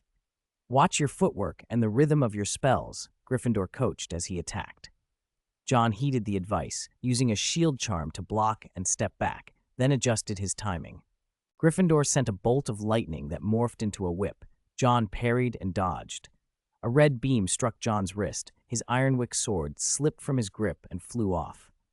Just before it reached Gryffindor, John's eyes flashed. He pointed his wand, and to his own surprise, the ironwick sword responded and changed course, falling back near him. Gryffindor had to retreat to avoid it. The relentless tempo finally broke. John rose and counterattacked without hesitation. He pushed his transfiguration higher. Level 3 transfiguration made him faster and more confident. He conjured a small dog that lunged and latched onto Gryffindor's calf. Gryffindor blasted the dog away, but John's next move hit. Levicorpus. He slipped out of the way of the lions and fired. Gryffindor's body flipped upward, feet up, head down, as if invisible hands had grabbed his ankles. As expected from a champion, Gryffindor reacted instantly and struck at John's legs. John felt his legs seize. Movement stopped. He launched his final gambit. Expelliarmus! Petrificus totalis, came Gryffindor's answer. A red and a white beam collided and held, crackling like trapped lightning. John's eyes narrowed to slits. He raised his right hand and willed the ironwick sword. Magic throbbed from his palm. The sword responded as if struck and flew toward Gryffindor. Bound and unable to move, Gryffindor twisted his wand and hurled a spell at the incoming blade. The sword veered. At the same moment, Gryffindor was frozen solid. Strike while the iron is hot. John swept his wand in a wide arc and sent a disabling spell. Gryffindor collapsed from the air, his wand skittering away. The lions that had closed in reverted into chairs and thumped to the ground. Gryffindor lay stiff and immobile. "All right, you win," Gryffindor said at last. Even at a fraction of his former power, he accepted the defeat with grace. That Levicorpus is rather interesting. Levicorpus had been invented by Severus Snape. Gryffindor had never seen it before.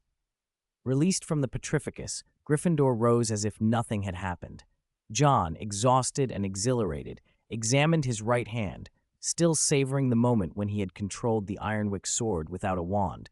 He couldn't explain how he'd done it. For an instant, he'd felt the old runaway tide of magic surge through him. Gryffindor applauded. "I didn't expect you to cast without a wand at your age. I underestimated you." John scratched his head, equally baffled. "Did I pass?" Gryffindor nodded, and John felt a thrill run through him. The legacy of a founder, just the idea was intoxicating. Gryffindor's tone turned proud. "You'll receive a very powerful sword, the weapon I used." John's mouth went dry. The sword you're talking about isn't, by any chance, the Gryffindor sword." Of course, Gryffindor's favorite blade, forged by goblins at his commission. John almost burst into tears. But the sword was in Dumbledore's possession. He couldn't just take it. He wasn't Harry, and he wasn't about to start a rebellion for it. He forced a rueful smile. "I've seen that sword. It's with Headmaster Dumbledore." Gryffindor blinked. He had indeed entrusted the sword to Hogwarts for safekeeping. Seeing John's disappointment, he shifted awkwardly. "How about this? I'll teach you to forge one yourself." Gryffindor's easy manner belied a real talent for smithing. As compensation for the original, he waved his wand, and the surroundings blurred. When the world resolved again, they stood in a comfortable chamber, the room Gryffindor had used in life, full of the knowledge he left behind. It was the most valuable part of his legacy. Chapter 59, Changing Neville and the Mad Girl. Section 50, I hope you will treat this place well and become an excellent and kind wizard. Though a lion is powerful, it still needs companions. You are very powerful, but I hope you can help more people." Gryffindor's body flaked away into wood chips. John blinked back to himself and asked, "Are you leaving?" "Child, I am already dead. This is only a remnant of my soul." Where the chips fell away, a face with a red beard was revealed. He looked kindly at John. "I see the future of the wizarding world in you. You have great talent." "Thank you, Dean Gryffindor." John thanked him sincerely. They hadn't known each other long, but Gryffindor's power and magnanimity were impressive. Just as the wood chips were about to completely disperse, Gryffindor, reduced now to a mouth, remembered something and cursed loudly. "That blasted sorting hat must have had a fault to put you in Slytherin." If Gryffindor had lived longer, he might have wanted to throw the sorting hat into the lake to wash it out. John rubbed his nose awkwardly. He didn't know what the sorting hat had been thinking, and since he was already in Slytherin, he didn't have much of an opinion. Gryffindor vanished, and the training ground turned into a cozy room. John picked up a book on Gryffindor's casting techniques, very helpful, and another manuscript, a secret manual on magic swordplay. After skimming it, he realized how lucky he'd been to win. If Gryffindor had wielded a sword, John would have been beaten so badly he'd be calling him Daddy. He tucked the book into his pocket, thinking he could learn a lot from it. Great Hall. John, a little sleep-deprived, stuffed bread into his mouth. The 3 trials from yesterday had kept him up late. On his way back, he'd even run into his dean while the dean was prowling for night wanderers, but he'd slipped away under a disillusionment charm. "Neville, perhaps you should fight back," John said when he saw Neville's cheeks puffed up like dumplings. He dispelled the jinx that had puffed them. "Thank you, John. I'd like to, but I'm too weak," Neville said. It was obvious that Malfoy was behind it. John couldn't fix Malfoy's behavior overnight. He looked at Neville with a hint of temptation in his voice. "Neville, do you want to become stronger?" "Stronger?" "Yes, strong enough that no one can bully you." John's expression was earnest. Thinking about being bullied and thinking of his parents, Neville met his gaze.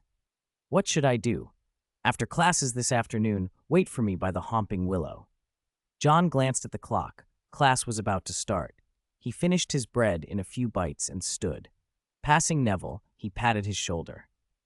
"You're not ordinary, Neville. You just haven't discovered your strength yet." Neville watched him go, John's words looping in his head. He was distracted in class, and Professor Flitwick noticed. Afternoon. John left Transfiguration class after successfully turning a beetle into a delicate button. For someone already at Transfiguration level 3, it was easy. Gryffindor's legacy had given him 3 free points. He'd used 1 on Transfiguration and had 2 left. He'd like to max Transfiguration, but he couldn't upgrade it further at the moment, so he saved the remaining points. On his way to the Homping Willow, he ran into Daphne. "John, are you going to join Quidditch?" she asked, striding beside him. Pansy had sensibly gone ahead. Daphne lowered her voice and added, "Draco's father donated a batch of new broomsticks to the Quidditch team. You flew really well in your first year. Maybe you should try out." "Quidditch is tempting, but I don't have time for too many activities," John said. He hadn't expected Malfoy to use money to influence things. The seeker spot on the Slytherin team was open. With his flying skills, he could be a contender without any donations. Money was just a shortcut for Malfoy to push himself forward. When John declined, Daphne switched topics to the new Defense Against the Dark Arts professor. She'd expected someone impressive, but Lockhart's performance yesterday had destroyed that illusion. "I told my mum and she still didn't believe me. It's truly awful," she complained. "I reckon you'd be better off with John as a substitute professor," Daphne said conspiratorially. "At least the house elves wouldn't tug at our ears." John smiled indulgently. The school wouldn't let a student teach Defense Against the Dark Arts, so he took it as a complaint and didn't take it to heart. After parting with Daphne, John headed for the Homping Willow. He hadn't yet seen Neville, but noticed a little girl searching near the tree. "You should move away," he warned. "The Homping Willow will hit you." She stopped, turned, and replied in a dreamy voice, "I'm looking for crumple-horned snorkax. They're timid." John took her in. A Ravenclaw robe, a necklace of butterbeer corks, strange ear ornaments. He walked forward. I haven't seen any crumple-horned snorkax here. I'm John Wick. Nice to meet you. Hello, John Wick. I'm Luna Lovegood. They shook hands. Luna had messy, waist-long, dirty blonde hair and wide, cloudy gray eyes with faint brows. She gave off a pleasantly eccentric air. Are you a new Ravenclaw? Yes, I know you, John of Slytherin, she sang. John shrugged, smiling. Aside from her odd dress and manner, she was perfectly pleasant to talk to. After applying a bit of dragon dung, an odd but apparently effective remedy to calm the willow, John slowed the tree for longer than usual. He trimmed a few branches and found a hidden opening beneath the roots. What's this for? Luna leaned closer, apparently not at all surprised that John had silenced the willow. John, who'd seen it on the Marauders map, said casually, maybe it leads to a room of requirement. It was actually the passage to the Shrieking Shack. He felt an urge to explore, but remembered his appointment with Neville and decided to wait. After a while, Neville came running up, out of breath. Sorry, John, I only remembered after I got back to my dormitory, he panted, bent over with his hands on his knees. He blushed when he saw the girl beside John. John introduced them. This is Luna Lovegood, a first-year Ravenclaw. Hello, Luna said serenely. Hello, Neville stammered. I'm Neville Longbottom. John smiled at the gap beneath the willow and said, Then let's begin our first training. Training, Neville echoed. To make you strong, John said. John led the way, Neville followed, and Luna, curious as ever, came too. They ducked beneath the willow. Neville peered into the dark, oppressive opening with apprehension. John patted his shoulder. Relax, there won't be any ghosts. Well, maybe Peeves lives down there. At the mention of Peeves, Neville's unease grew, but he let John go first and went in after him. Luna skipped along, delighted by everything. The passage was dark. Neville had even forgotten to cast Lumos until John reminded him. He fumbled with his wand, managed a shaky Lumos, and the light eased his nerves. Chapter 60, Boggart and Stargazy Pie.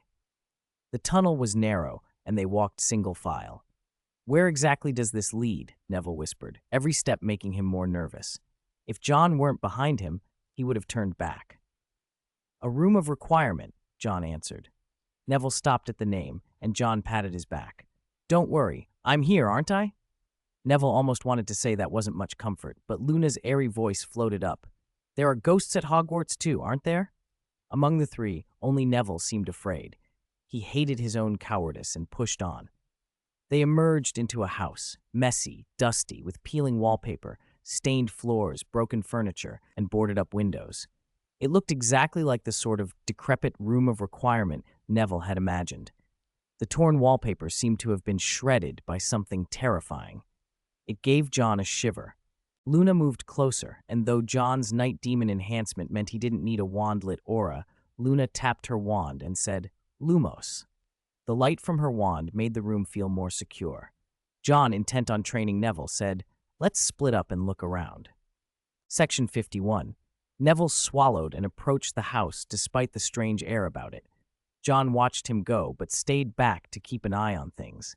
The house had clearly been abandoned for years. The threadbare furniture still hinted at a former elegance. John pushed open a wooden door, and it creaked on long unused hinges. Luna drifted in behind him, curious and unafraid. The eccentric first year had trusted John from the moment they met. This looks like a kitchen, and there's a tree outside, she observed. Through gaps in the nailed-up boards, shadows of a swaying tree moved across the light. A timid person wouldn't last long here. We need to find Neville Longbottom. He must be terrified, Luna added.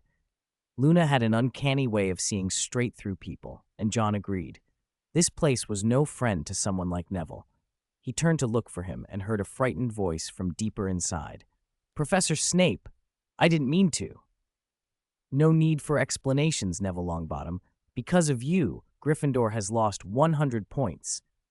The voice was cold and merciless. Neville clutched his head as the figure approached, expecting to be berated. John felt something off. Snape might deduct points, but he wouldn't do it like this. Only a head of house would make that sort of punishment. This Professor Snape might not be real. As the figure closed in, John kicked the door open. Stupefy, he barked. The jet of red light struck the man posing as Snape and slammed him into a cabinet. John leveled his wand and demanded, "Who are you?" "John, you'll be expelled for this," Neville cried, aghast at the idea of John attacking a professor. But the figure in the cabinet did something strange.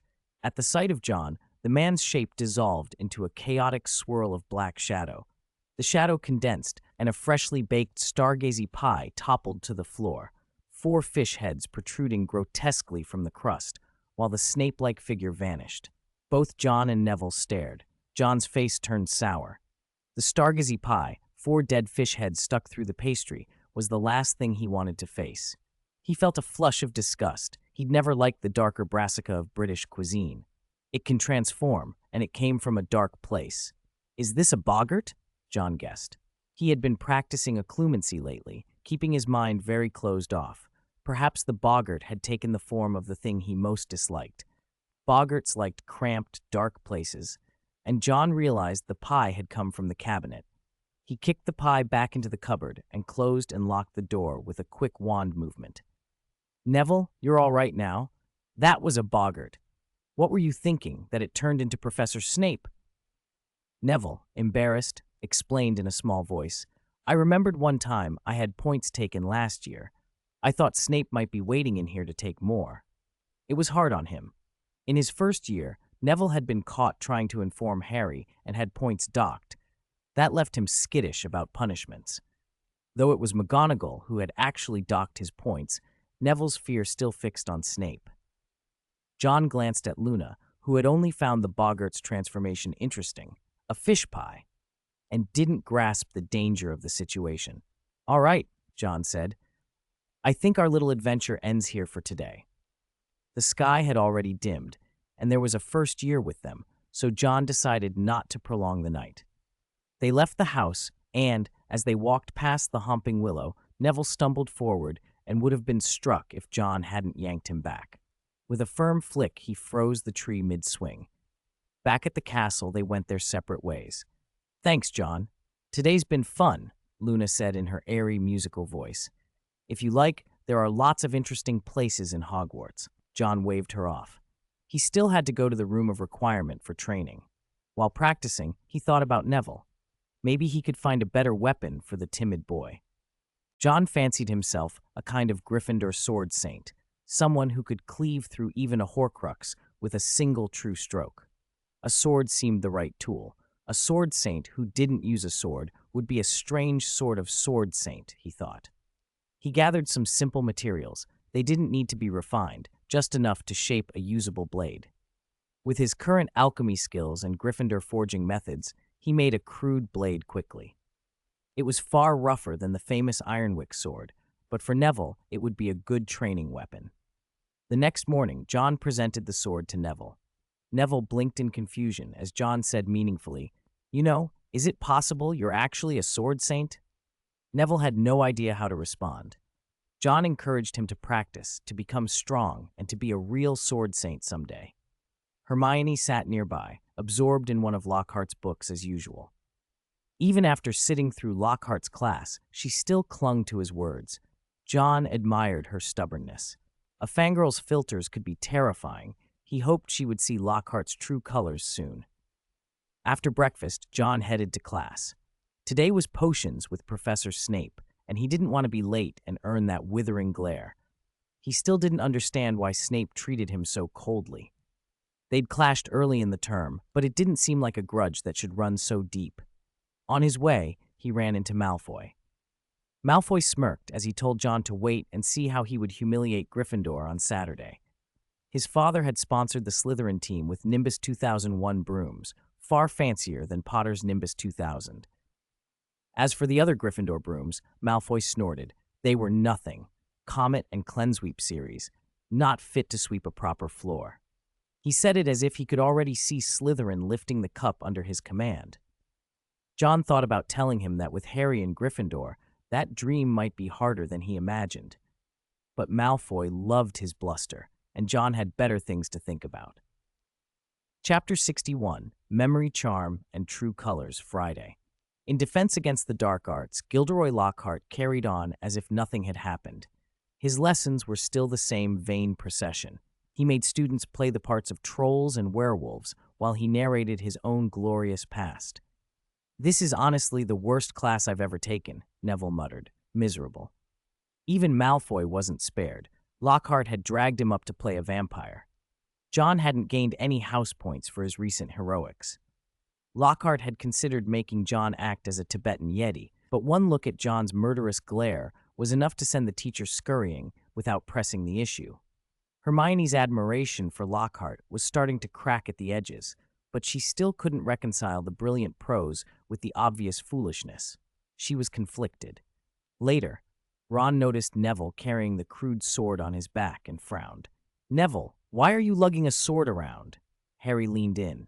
"You going to use that on Malfoy?" Neville flushed and hurriedly explained, "It's John's. He said he wanted me to be stronger. He said he wants me to be a sword saint." The others gave him odd looks. Neville didn't enjoy carrying the thing, but John had told him to get used to it. Harry thought of the time John had waded into a battle with a greatsword against a troll and speculated, maybe John's protecting Neville from Malfoy's bullying. After all, Malfoy's the one who's most scared of John. Ron was skeptical that a sword would make Neville into John, but he admitted it wasn't impossible. "We should go see Hagrid tomorrow," Harry suggested. Hermione, free that day, agreed. The four of them walked down a corridor, and John stepped out of a doorway as they passed. "Hello, everyone. Ron, I was just looking for you." Ron brightened. "John, what's up? Did you forget? I promised to repair your wand," John said, producing a small bag. "I found some materials the past few days. Let's see if I can fix it." Ron took John's hand with relief. "That's brilliant, John. You don't know, this blasted wand flew out and hit Professor Flitwick right on the head today." John examined the wand. It was broken clean in two and crudely taped back together. "Aspen wood and unicorn hair," John said, looking at the wand thoughtfully. "Charlie's old wand," Ron admitted with a blush. "It's become mine since I started at Hogwarts." John's face softened but then set. "If that's the situation, I don't think this one can be properly repaired." Ron's face fell. "Please, John, I can't afford a new one." Harry, ever generous, offered, "I can give you money for a new one." Ron hesitated. He didn't want to take his friend's money. John put a hand on his shoulder. "Keep the core if you can, the unicorn hair, and we'll pair it with fresh wood. I have something that will do." As Ollivander always said, the wand chooses the wizard. The wandwood and core find the right match. John suspected that Ron's frequent misfires might be the wand's fault more than Ron's. If he could rehouse the core in a better stick, Ron might stop sending wands flying and hitting charms masters on the head. He pulled out the unicorn hair core, and John casually handed the aspen wand to Ron. "It'll probably take about a week to recore, so you can use this one for now." John produced a spare wand with a grin. "This one happens to have unicorn hair as well." Ron took it. Though it was noticeably shorter, it was perfectly serviceable. "I'll be off now, Neville. You can leave with me." John pulled Neville to his feet and said goodbye to the three younger students.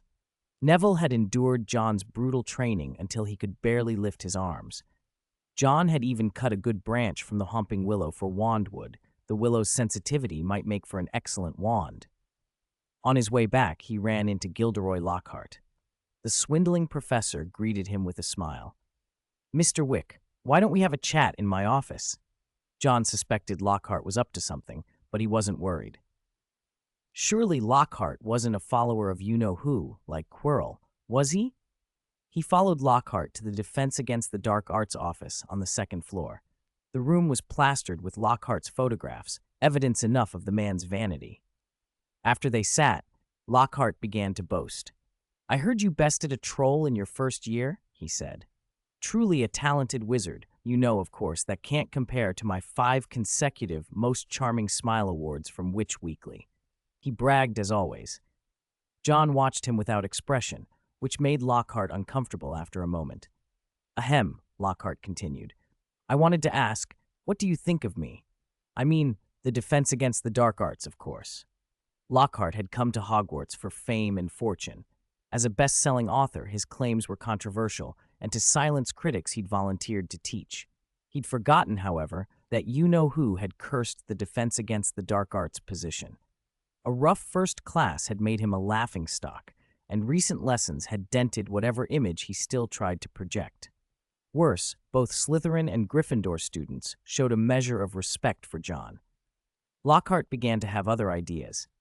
"It's not that I'm incapable," he said earnestly, "but as a celebrity, I have so many commitments. I want to hire an assistant, someone to help take care of things." John cut him off bluntly. "You mean your teaching isn't good enough, so you want to hand it off?" Lockhart bristled at being exposed. "How could you? I am Gilderoy Lockhart, holder of the Order of Merlin, 3rd class, and 5 consecutive." "All right," John leaned forward. "I could help you, but only with second-year classes. I can't assist at other times." Lockhart's face darkened. He couldn't hire an assistant for every year group. He saw suspicion now in John's eyes and decided to act. The moment John turned, Lockhart drew his wand. Obliviate. He relied on that memory charm. It had furnished him with the adventures he claimed as his own. A triumphant smile spread across his face. If he could wipe John's memory of this conversation, Lockhart could continue his charade. When the charm struck, an amulet John wore flashed, and the spell fizzled out, the shield charm nullifying the memory charm. John's expression hardened. Lockhart had tried to attack him at Hogwarts.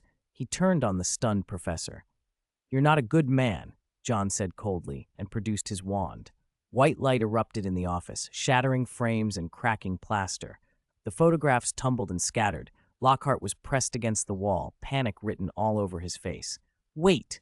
Please! I'll leave Hogwarts! Just please!" Lockhart's hand groped toward his wand, but a jet of white light from John's wand blasted a pit in the floor beside his fingers. He froze. John stood over him, considering his options. Over the years, John had been building power and connections. Damo Alex, Mundungus, Tangmi among them. Lockhart was weak, unable to handle a house elf, but he had a vast fan base and influential publisher friends. That made him useful. "Gilderoy Lockhart," John said casually, drawing a small potion bottle from his bag. "Do you prefer to tell me the truth, or should I make you drink Veritaserum?" At the mention of the truth serum, Lockhart recoiled. He had no strength to resist, and too much Veritaserum could be damaging. With nowhere to run, his spine seeming to melt away in fear, he slumped and began to confess. He told John everything, how he'd traveled and been beaten when he tried to live his supposed adventures. How, in a pub one night, he met an old wizard who told of an encounter with a Tibetan Yeti. How Lockhart had used Obliviate to steal that wizard's memory, recorded the tale as his own, and become the adored Gilderoy Lockhart. From then on, he'd repeated the pattern, stealing stories with the memory charm, embellishing them, and publishing them. Fame and fortune had only encouraged him further. John listened, more curious than judgmental. He conjured a chair and sat, tapping his cup until it refilled with tea. "So all your books are plagiarized?" Lockhart smiled awkwardly and tried to explain, but John interrupted. "I'm not going to expose you. You can stay and keep teaching at Hogwarts." Lockhart's surprise was almost comical. He rushed forward. "Really? Anything? Money, favors?" John raised a finger. "I want you." Lockhart froze, misunderstanding for a beat before the realization made him shiver. Could we change that? My fans." John nearly spit out his tea. He set the cup down and said impatiently, "I want you to work for me." Lockhart's relief was plain, but so was his confusion. "Me? Work for you? I'm a professor. What would you have me do?" "You've cultivated useful connections," John said. "Noblewomen, publishers, admirers, people who still treat you like a hero.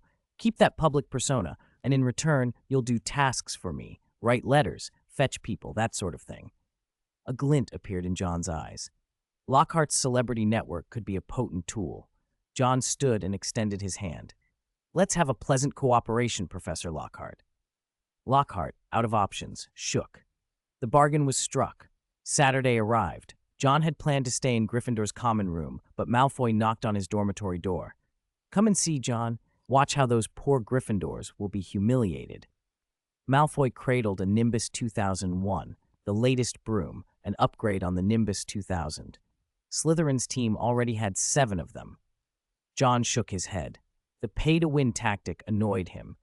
Slytherin had gotten special permission from Professor Snape to use the new brooms under the pretext of needing familiarization, and they'd chosen Gryffindor practice time deliberately.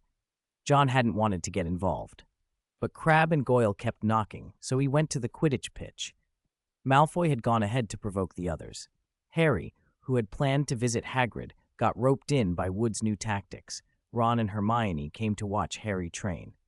Tenacious little Colin Creevey followed too, a camera never stopping, so much so that Oliver Wood suspected him of being a Slytherin spy. George Weasley cracked, "Slytherin doesn't need spies, Oliver." When Quidditch was on, Wood became a different person. He landed and blocked the Slytherin approach. "Flint, this is our practice time. Please leave." Marcus Flint, Slytherin's burly captain, replied with a sneer. "This pitch is big, Wood." The Gryffindors gathered, bristling. Wood snapped, "I booked the pitch. I booked it." He repeated the point, but Flint merely smirked. The Slytherins had come well prepared. "But I have a note personally signed by Professor Snape for training our new Seeker." Flint produced the note, and the hall fell into a hush. Wood looked exasperated. "You've added a new Seeker? Who is it?" Draco Malfoy stepped out from behind his tall teammates, a smug grin on his face. Fred Weasley, still remembering Lucius Malfoy's run-in with his father, sneered, "Aren't you Lucius Malfoy's son?" Slytherin erupted with laughter at the mention of Malfoy's name. Then, as if to rub it in, they rolled out 7 gleaming Nimbus 2001s, brand new, sleek, and dazzling, lined up like trophies. Gryffindor watched in stunned silence while Slytherin gorged on their own triumph. Ron and Hermione flared up at Malfoy's smugness. Hermione snapped, "At least nobody on Gryffindor had to buy their place on the team." That hit Malfoy where it hurt. He started to spit an insult. "Nobody asked you, you filthy little mud," and then stopped, catching himself when he noticed John nearby. He didn't finish the word, but everyone knew what he meant. The Gryffindor players surged forward in outrage. Slytherin braced to block them. As Malfoy glanced around, Ron, incandescent with anger, made his move. "Eat slugs," he cried. The wand Ron used wasn't his own. With the wrong wand in his hand, the curse rebounded horribly, except not at Ron. It struck Malfoy. He went down, clutching his mouth, gagging. A slimy, sickening thing clawed at his throat. He opened his mouth and vomited slug after slug. The spell kept working until he was heaving and finally hauled off to the hospital wing. Gryffindor swept Ron into a roaring circle of approval.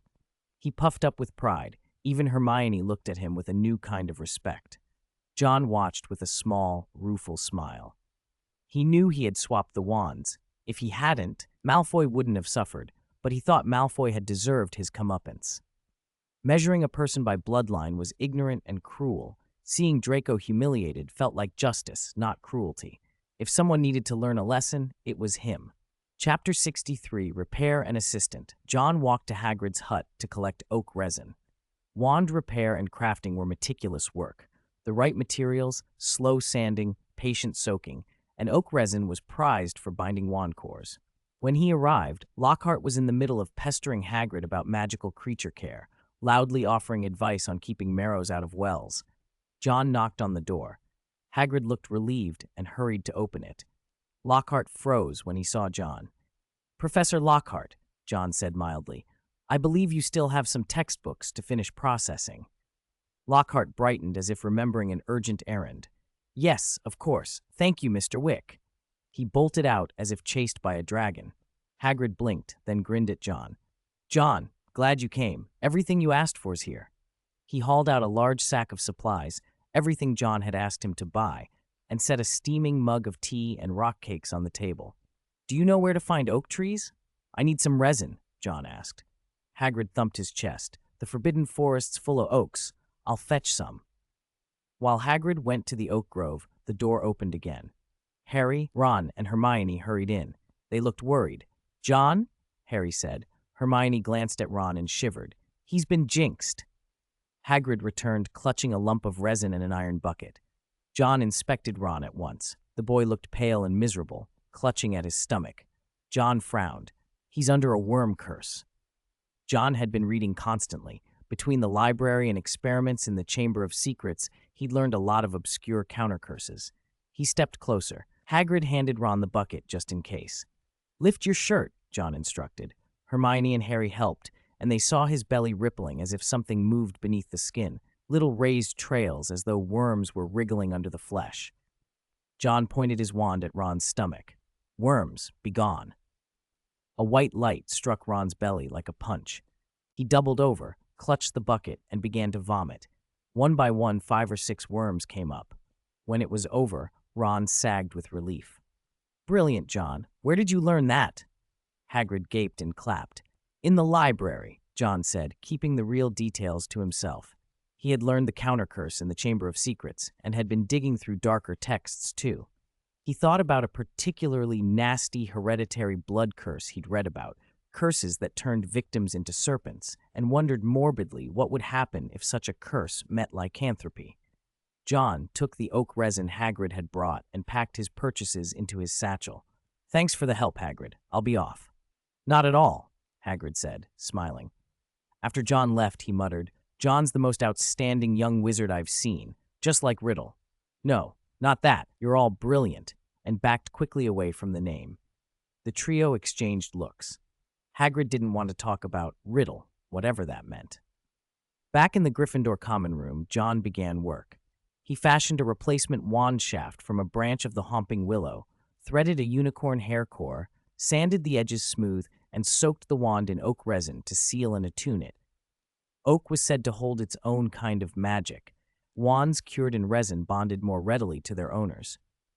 After repairing wands, John switched to alchemy. Refining components sharpened his skill in ways he could feel even without an experience bar. He processed a batch of items for sale at his shop, Johnny Silverhand, and sent them off with Basil. Business was slow but steady. The shop's name was beginning to circulate. Tang Mi Shelby had written about trouble in Nocturne Alley. Some wizards were stirring up trouble for Johnny Silverhand. John sent a measured reply. "Handle it quietly. Avoid attracting Auror attention." Aurors had been cracking down on dark artifacts lately, and he didn't want the shop dragged into that. He also told Tang Mi to start contacting a few werewolf allies. John was planning something bigger. Damo Alex had been told the date of his investiture by the Order of Merlin. Barring surprises, he'd be awarded his Merlin First Class soon. The rumor would spread by October at the earliest, Christmas at the latest. John left the dormitory and went to uphold his promise. Lockhart was staying at Hogwarts, and John would assist as arranged. He immobilized the Homping Willow long enough to slip into the passage and pull the cabinet in the Shrieking Shack into the Chamber of Secrets.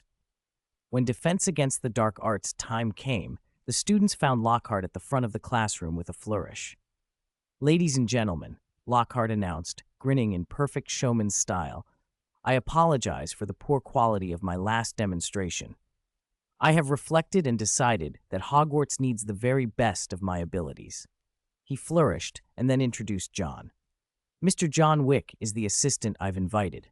He'll be helping with some defense instruction, under my expert guidance, of course." A wave of skepticism rolled through the room. John rolled his eyes at Lockhart's theatrics. Lockhart pulled the cloth off a cabinet with a grand flourish. Neville recognized it with a shiver. Lockhart beamed. "Now, line up. Our first formal lesson. How to defeat a troll." Lockhart read from his book, Travels with Trolls, with breathless certainty. The troll's head is its weak point.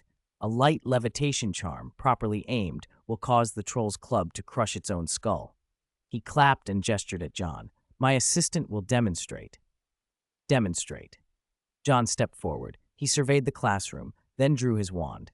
With a quick flick and a muttered transfiguration, he turned the long rows of tables into individual low barriers placed in front of each student, simple, clean, and far more useful than Lockhart's theatrics.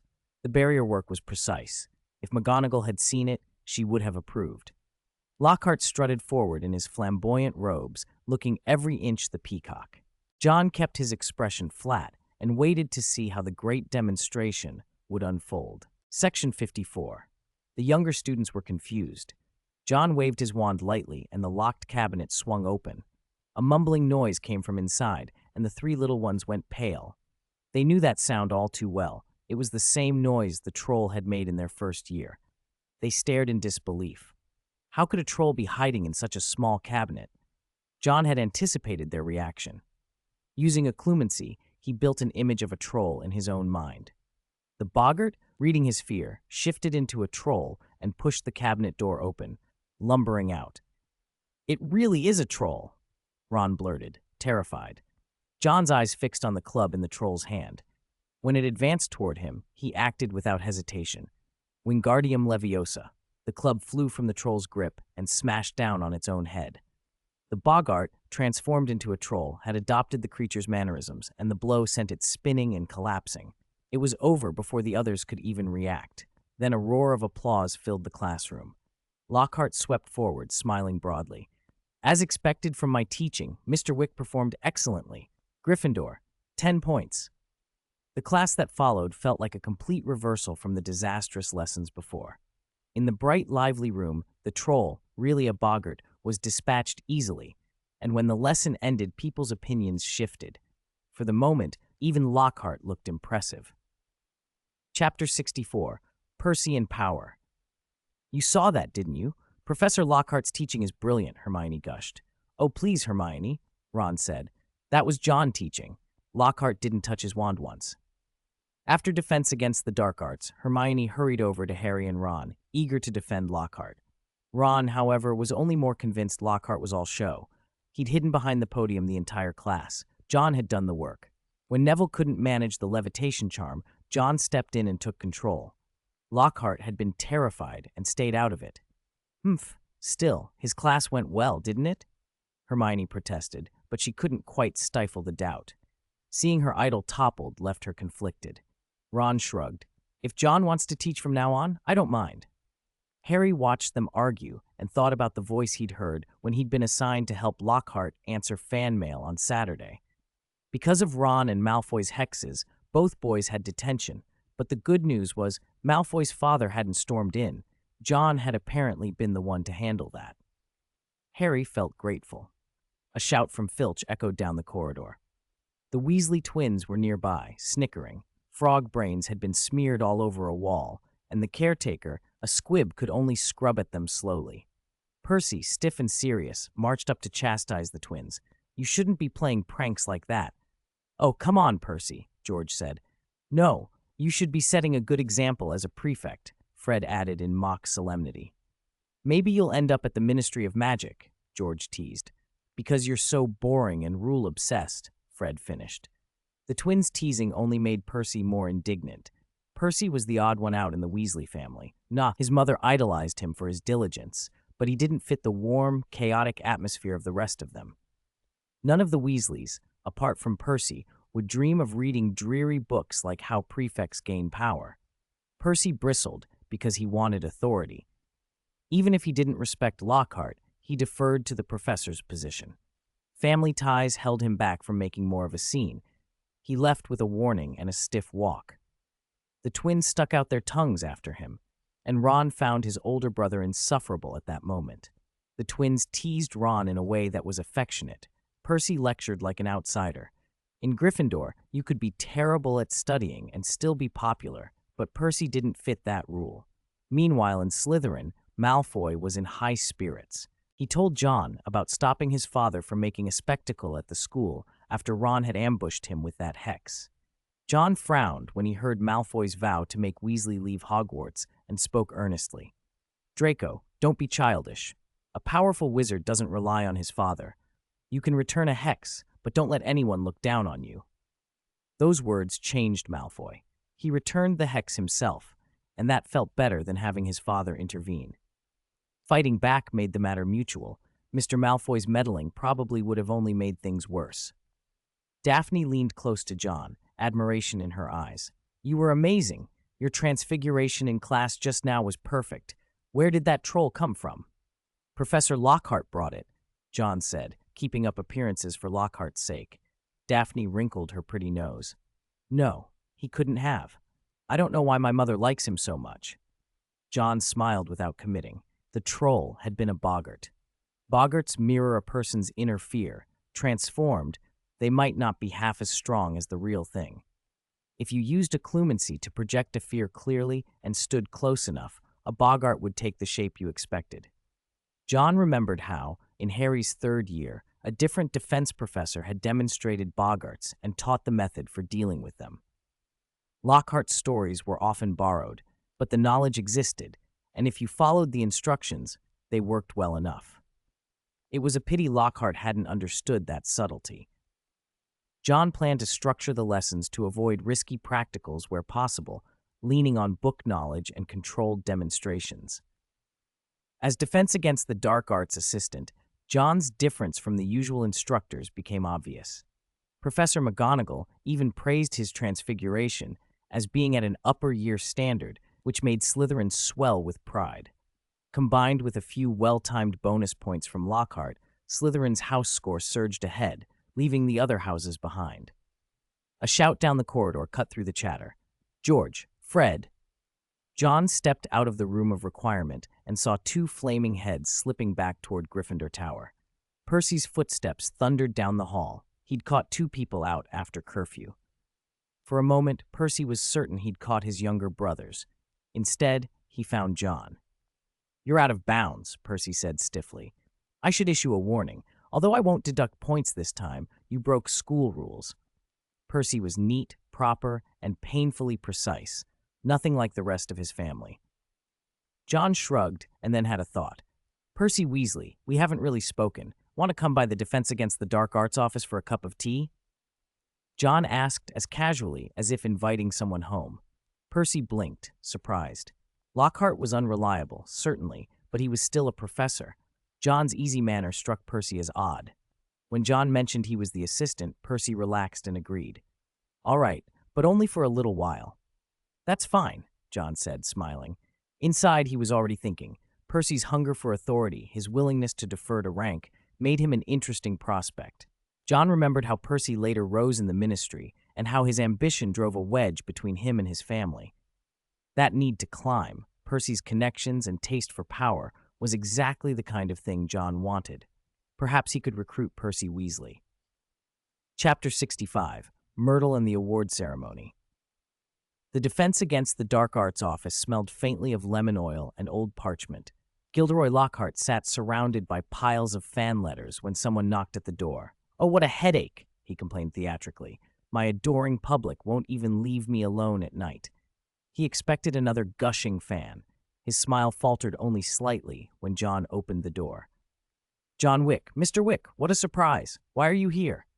Percy stood beside John, looking awkward in his prefect sash but straight as a pin. He inclined his head to Lockhart with formal respect. "Professor Lockhart, you're still preparing teaching materials tonight." Section 55. Yes, I'm preparing teaching materials." Lockhart took the envelope from his desk with practiced calm. Percy closed the door behind him, hands crossed over his stomach, thumbs nervously rubbing and twisting. He stood awkwardly for a moment, unsure what to do. John produced a chair with a light flick of his wand. Lockhart, ever the showman, instead fussed about like a waiter and brought out tea in cups. "Professor Lockhart and I correspond occasionally over the holidays," John said casually. Percy blinked in surprise. John smiled and added with an easy air, "Connections are an indispensable part of being an excellent wizard. The same applies to an excellent wizard like Professor Lockhart." At this flattery, Lockhart straightened. Percy, whose opinions were rarely validated at home, warmed to the praise. John popped a toffee into his mouth, let the sweetness bloom, then took a sip of his tea. "Connections shouldn't be limited to the outside world," he continued. "To be frank, Percy Weasley, I know you want to be head boy next year. Support from all four houses will be essential." Percy's ambition was as plain as anyone's. John slid another toffee into Percy's palm with a chuckle. "I'll handle Slytherin for you." "Why would you help me?" Percy asked, clutching the candy, bewildered. He felt oddly diminished. 4 years Percy's senior, and yet John's presence somehow eclipsed him. John answered simply, "Connections." "You're a good man," John said with more meaning than flattery. "You'll be in the ministry after graduation. Why not make friends while you can?" The most persuasive argument for Percy was concrete help. John pointed at Lockhart. "Professor Lockhart can help you establish prestige among the students.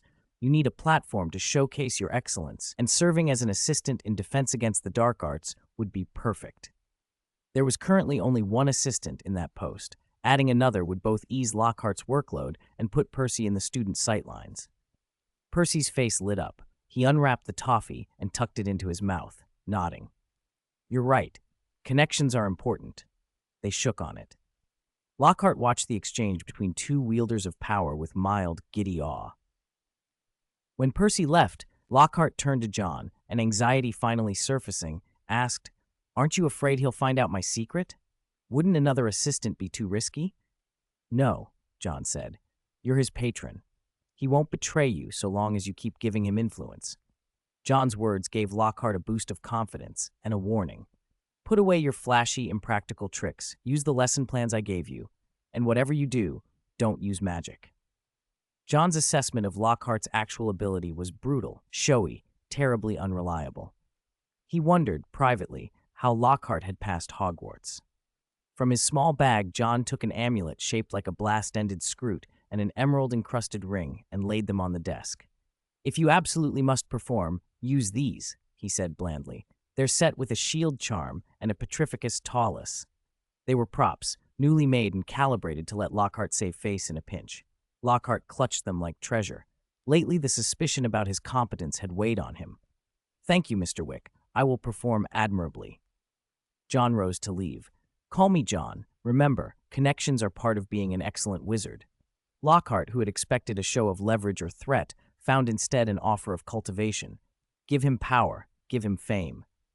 "All right, John, I'll write after term ends." John nodded and went.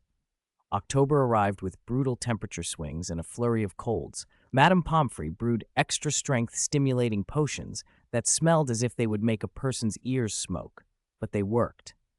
As a top student in potions, John was called in to help distribute them. After delivering a batch to the hospital wing, he heard someone crying on the second-floor corridor and followed the sound. Peeves was pelting the girl's lavatory with stones. Inside, a ghostly girl wept. "Peeves, go on, leave her alone," John said. The poltergeist spun round. Seeing John, he was so terrified he upended a suit of armor and fled. "It was just a bit of fun. Was that necessary?" John watched Peeves's overblown reaction with a low mutter, then walked into the lavatory. The ghost was still sobbing. "Are you all right?" he asked. Myrtle shrieked and shot through John's body. The chill was like a bucket of icy water splashed over him. He could feel it lingering. "Sorry, she started. Then a sorrowful memory overtook her, and she began to cry anew. John rubbed his temples. He had no idea how to comfort a ghost. Her clothing, however, made him curious. The uniform she wore was older in style, glasses, straight hair, fashions from long ago. "Were you a student here?" he asked. "Of course I was." Myrtle snapped, stopped crying long enough to glare, and then flung herself into a broken flushing toilet with a watery wail. Not all ghosts were chatty. John retrieved the out-of-order sign Peeves had knocked over and left the lavatory, amusedly shaking his head. He headed back to the Slytherin common room. "Goyle, don't eat so much. You're getting like a pig," Daphne was scolding in the dim, green-lit room. "And you, Crab, stop it. Don't make me have to get angry." Pansy sniffed. Maybe they always were pigs. John stepped into the circle of gossip. Daphne straightened immediately into a more ladylike posture and handed him an envelope or two. "Tom brought your mail back from outside," she said with the air of a proper Slytherin hostess. "Tom?" John raised an eyebrow. One letter had 3 ink spots on the lower right corner, as if it had been dropped. He frowned and, taking the envelopes back to his dormitory, opened them. The first made him relax into a smile. "Mr. Darman Alex Bilby will be awarded on October 24th, the message read. It looked like his investment was beginning to pay dividends. He opened the second envelope, this one from Tang Mi Shelby, and the content soured his mood. Johnny Silverhand's shop had been attacked one night by 3 dark wizards. Tang Mi had fought them off, but their presence suggested they might return. Borgin and Burks had a reputation for knowing which back-alley troublemakers to hire. Their goods were subtle but often dangerous. Tang Mi had tracked a connection to Borgin and Burks and dispatched 3 men to neutralize the threat, but they'd failed. John's jaw tightened. Tang Mi had, in turn, recruited 3 werewolf partners, outcasts grateful for steady work. "It's time to teach them a lesson," John muttered. With the award ceremony coming, he didn't want a gang from Nocturne Alley harrying his interests. Snapping his fingers, he watched the letter curl to flame and turn to ash. Then he had Basil deliver a reply to Tang Mi, along with the amulets and rings of enchantment he'd prepared. He planned to arm those 3 werewolves to the teeth and cripple Borgin and Burks in one clean sweep. Simultaneously, he composed a message to Darman Alex, asking him to coordinate a major sweep of Nocturne Alley through the Ministry. His pending Merlin first-class medal and pureblood connections might make that request persuasive. John's correspondence wasn't all fan mail like Lockhart's. He had pen pals among rune scholars, alchemists, and potions masters, many introduced to him by Darman Alex, and their responses were positive. Maintaining those ties took work, too, and he wrote back to each. One letter made him pause, a thank you note from Barty Crouch, head of the Department of International Magical Cooperation. Crouch thanked Johnny Silverhand for giving Tang Mi a steady, respectable position. Tang Mi had once been an auror under Crouch and was sorely missed after he'd been afflicted by lycanthropy. Crouch also expressed gratitude for John's supply of wolfsbane potion, which helped the wizarding world's werewolves. He's someone worth knowing, John murmured as he dipped his quill and composed a reply. Ding, magic power upgraded successfully. Current magic power, level 4.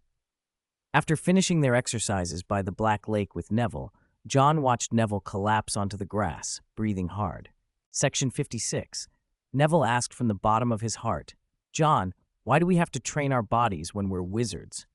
Only a healthy body can support a powerful soul, John replied. He gave Neville a sharp kick to urge him up, and Neville, protesting but obedient, went back to practicing his sword swings. After their training, they parted ways in the corridor. Rain began to fall. John spotted Luna, barefoot and darting around like she had lost her head. Beside her stood Ginny Weasley. Ginny, as expected, had been sorted into Gryffindor, but she looked a little run down. Percy had mentioned that she'd been under the weather. What are you looking for? John asked. The two girls were searching for something. Luna nodded vaguely. John, it's good to see you. You didn't get caught in the rain. Ginny had heard his name too and immediately protested. It's the Ravenclaws. They hid Luna's shoes. It's a game, Luna said mildly. This isn't a game, Ginny snapped. Luna's placid tolerance made Ginny furious. She couldn't stand to see her friend treated that way, and having confided with Harry in the diary made her even more fearful of losing Luna. All right, she told John. Maybe you can help us look. John noticed Ginny's agitation and tried to calm them both. Suddenly, Madame Norris streaked out from around the corner. John leaned down and stroked her head. Madame Norris, could you help find Luna's shoes? Madame Norris glanced at Luna, wandered in a small circling pattern as if remembering, then turned and padded off toward another corridor. John followed. Ginny watched in surprise. She had always heard Filch's cat reported back to him. On the 5th floor corridor, Madame Norris sat and meowed up toward the ceiling. John looked up and saw Luna's shoes dangling from a hook. He produced his wand and sent a simple retrieval charm. The shoes floated down, and John handed them to Luna, then dug out cat treats he always carried and fed them to Madame Norris. I need to find time to comb your fur, he told her. The cat purred and melted into contentment. After the cat finished the treats, John bade the girls farewell. If anything else happens, you can always ask me. Seeing how poorly Luna seemed to be faring in Ravenclaw, he left them with those words and headed for the library. He had a note from Lockhart granting him access to the restricted section. Lockhart had been overly generous and written him more than a dozen such notes for convenience. In the restricted section, John searched for books on curses. A volume titled The Book of Spells might prove useful, he thought. He picked it up to leave, then stopped. An empty space on the shelf caught his eye. He remembered that when he had first come here, Secrets of the Darkest Arts had been on that shelf. It was gone now. He frowned. Nearby, another book caught his attention, The Most Evil Magic. He took that, too. Under Madame Pince's lethal glare, John calmly produced 2 of Lockhart's notes and checked out the books. He carried them straight back to the Gryffindor common room. By the time he reemerged, it was evening. He had an extra wand with him, Ron's. Making a wand takes longer than I expected, he muttered. The wand was 14 inches long. On Monday's Defense Against the Dark Arts lesson, Lockhart resumed his habit of acting as a showman rather than a teacher. After a short lecture, they moved into practical work, and as always, John took charge of the demonstrations. Lockhart had become the first Hogwarts professor to have 2 assistants. John found himself responsible for his classmates as well, showing them, for example, how to subdue a Tibetan Yeti. After class, John handed Ron the new wand he'd made from Ron's old core. "I almost forgot I had another wand," Ron said, trying it out and finding it comfortable in his hand. Hermione squealed with delight. "You really can make wands." "Of course," John chuckled. Hermione had expected shoddy work, but the wand was well crafted. "That's great.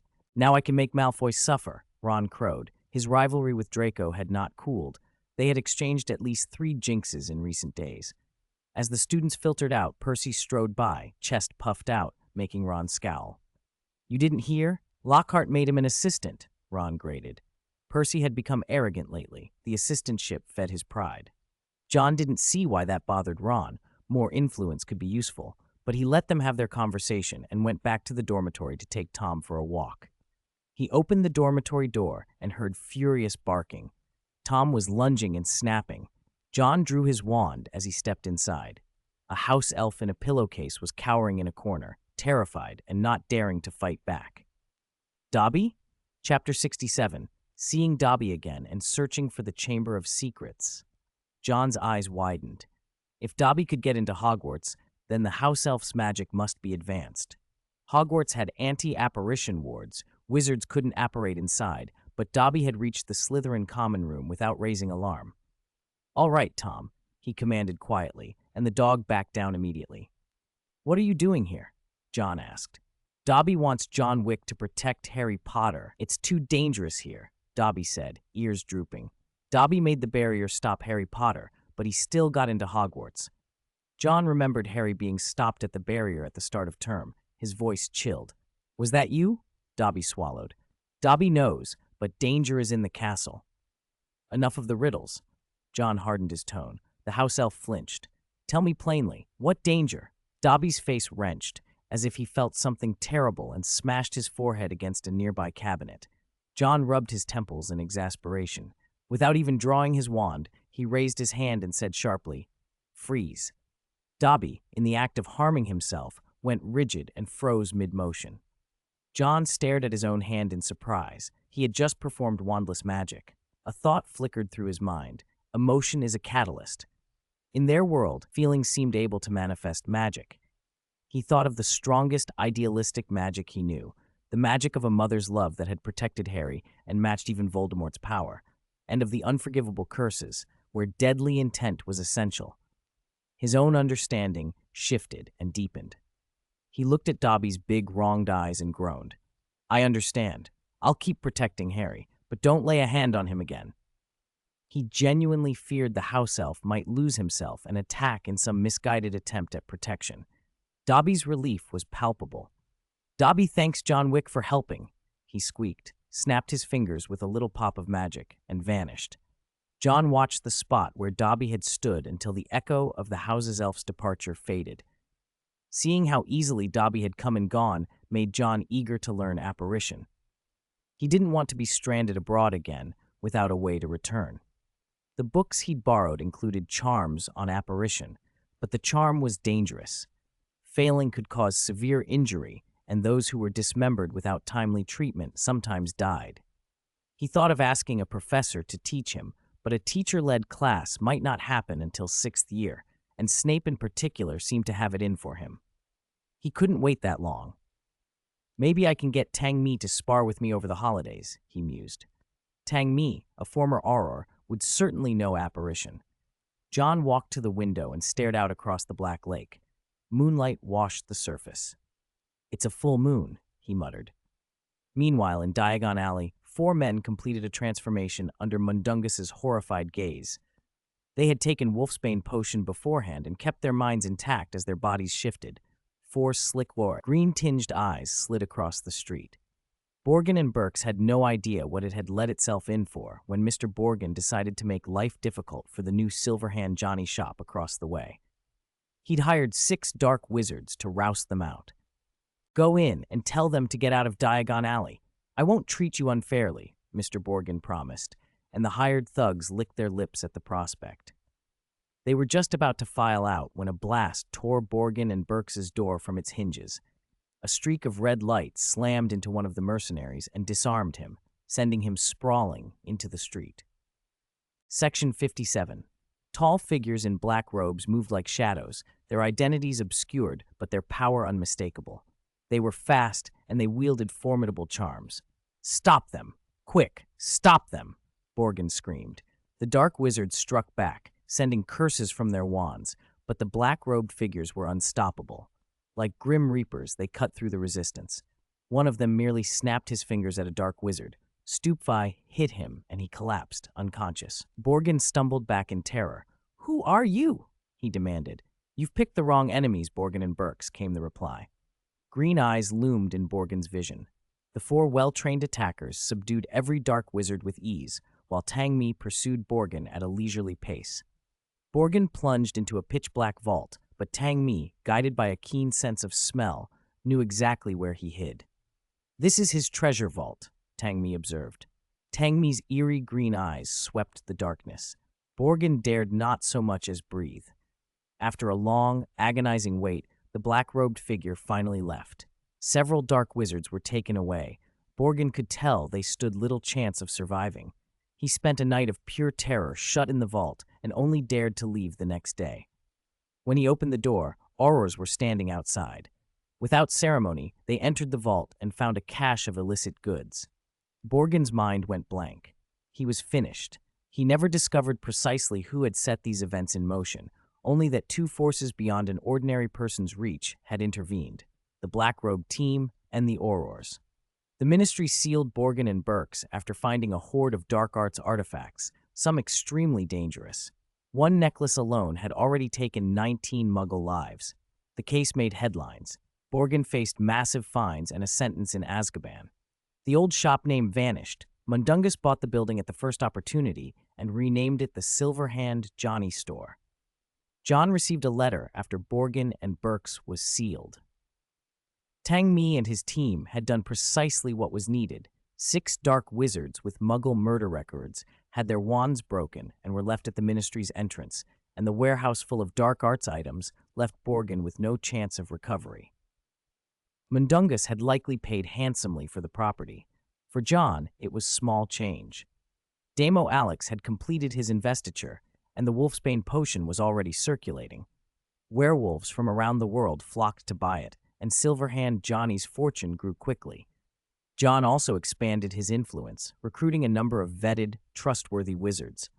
Among the mail the store received was a particular letter that caught John's eye. He smiled faintly as he read. "He's a clever man," he thought.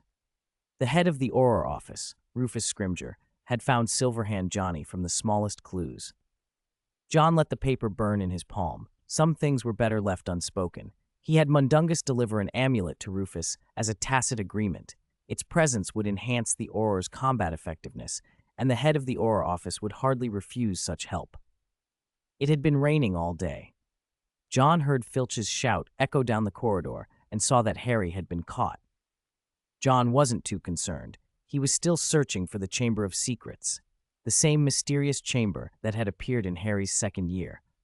The only clue he had was the restroom, but he had searched every lavatory in the castle without success. He trudged back, disappointed, and on the second floor he heard Myrtle crying again. "Perhaps I should ask a ghost," he thought, and headed for the girls' bathroom.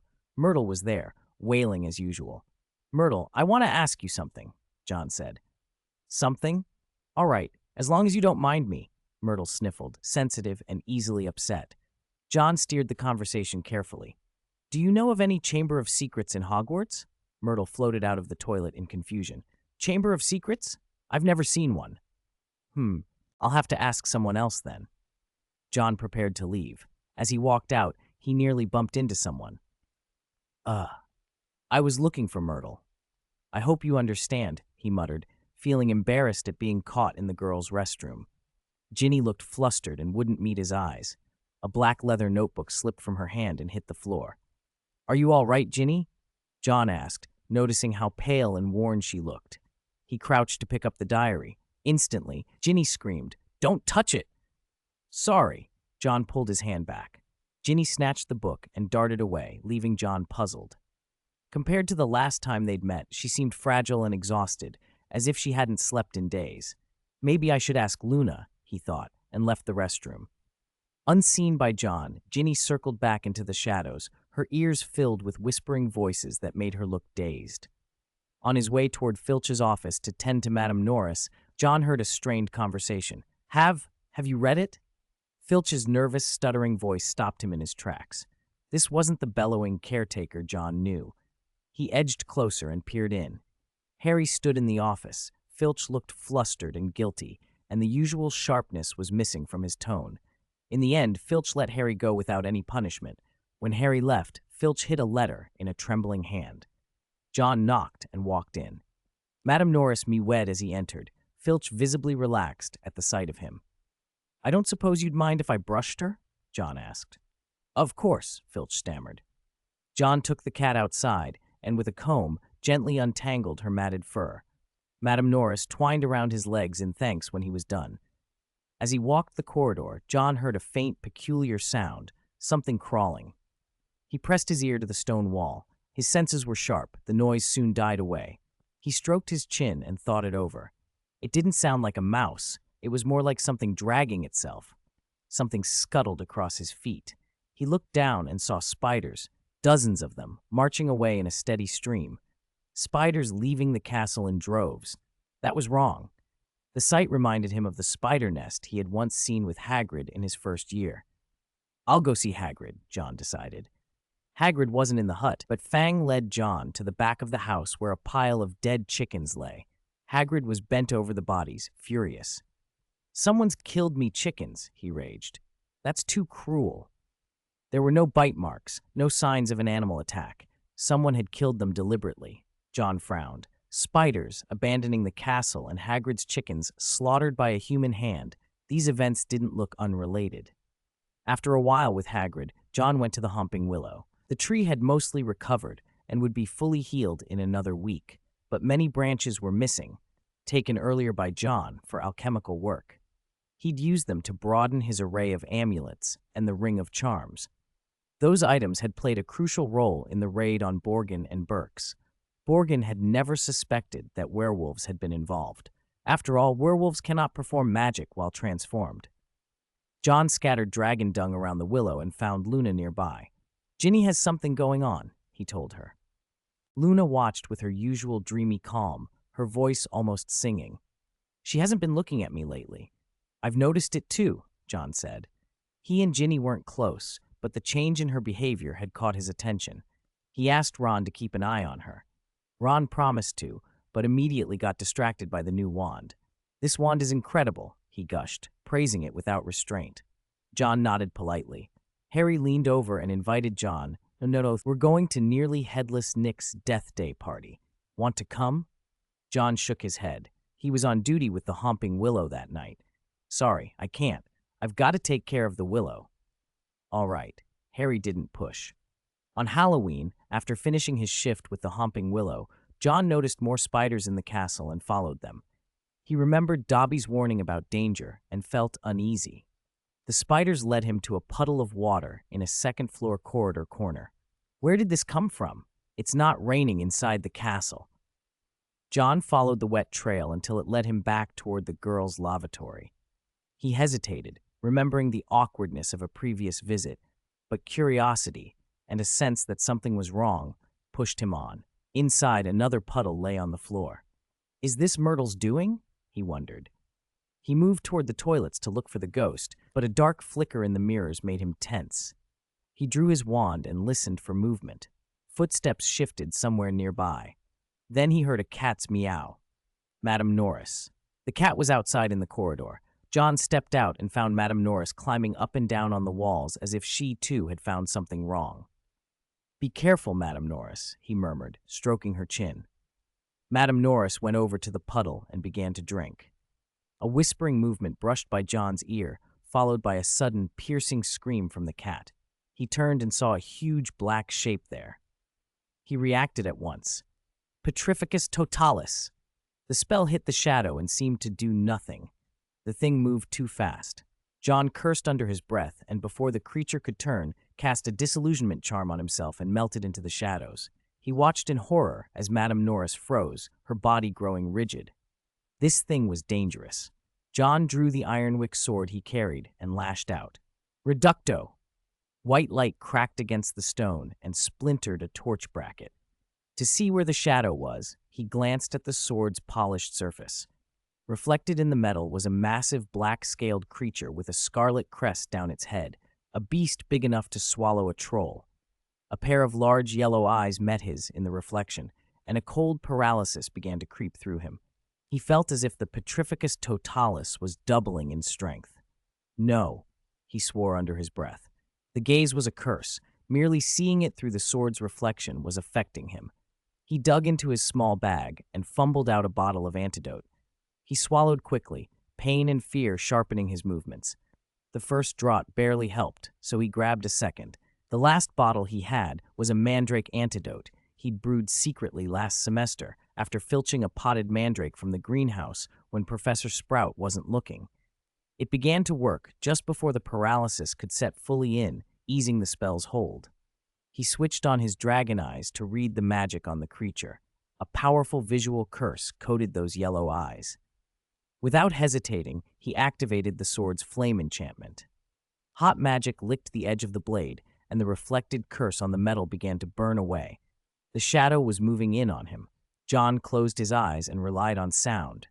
He swung the flaming blade by feel and heard a hideous screech as the enchanted ironwick bit into the creature's scales.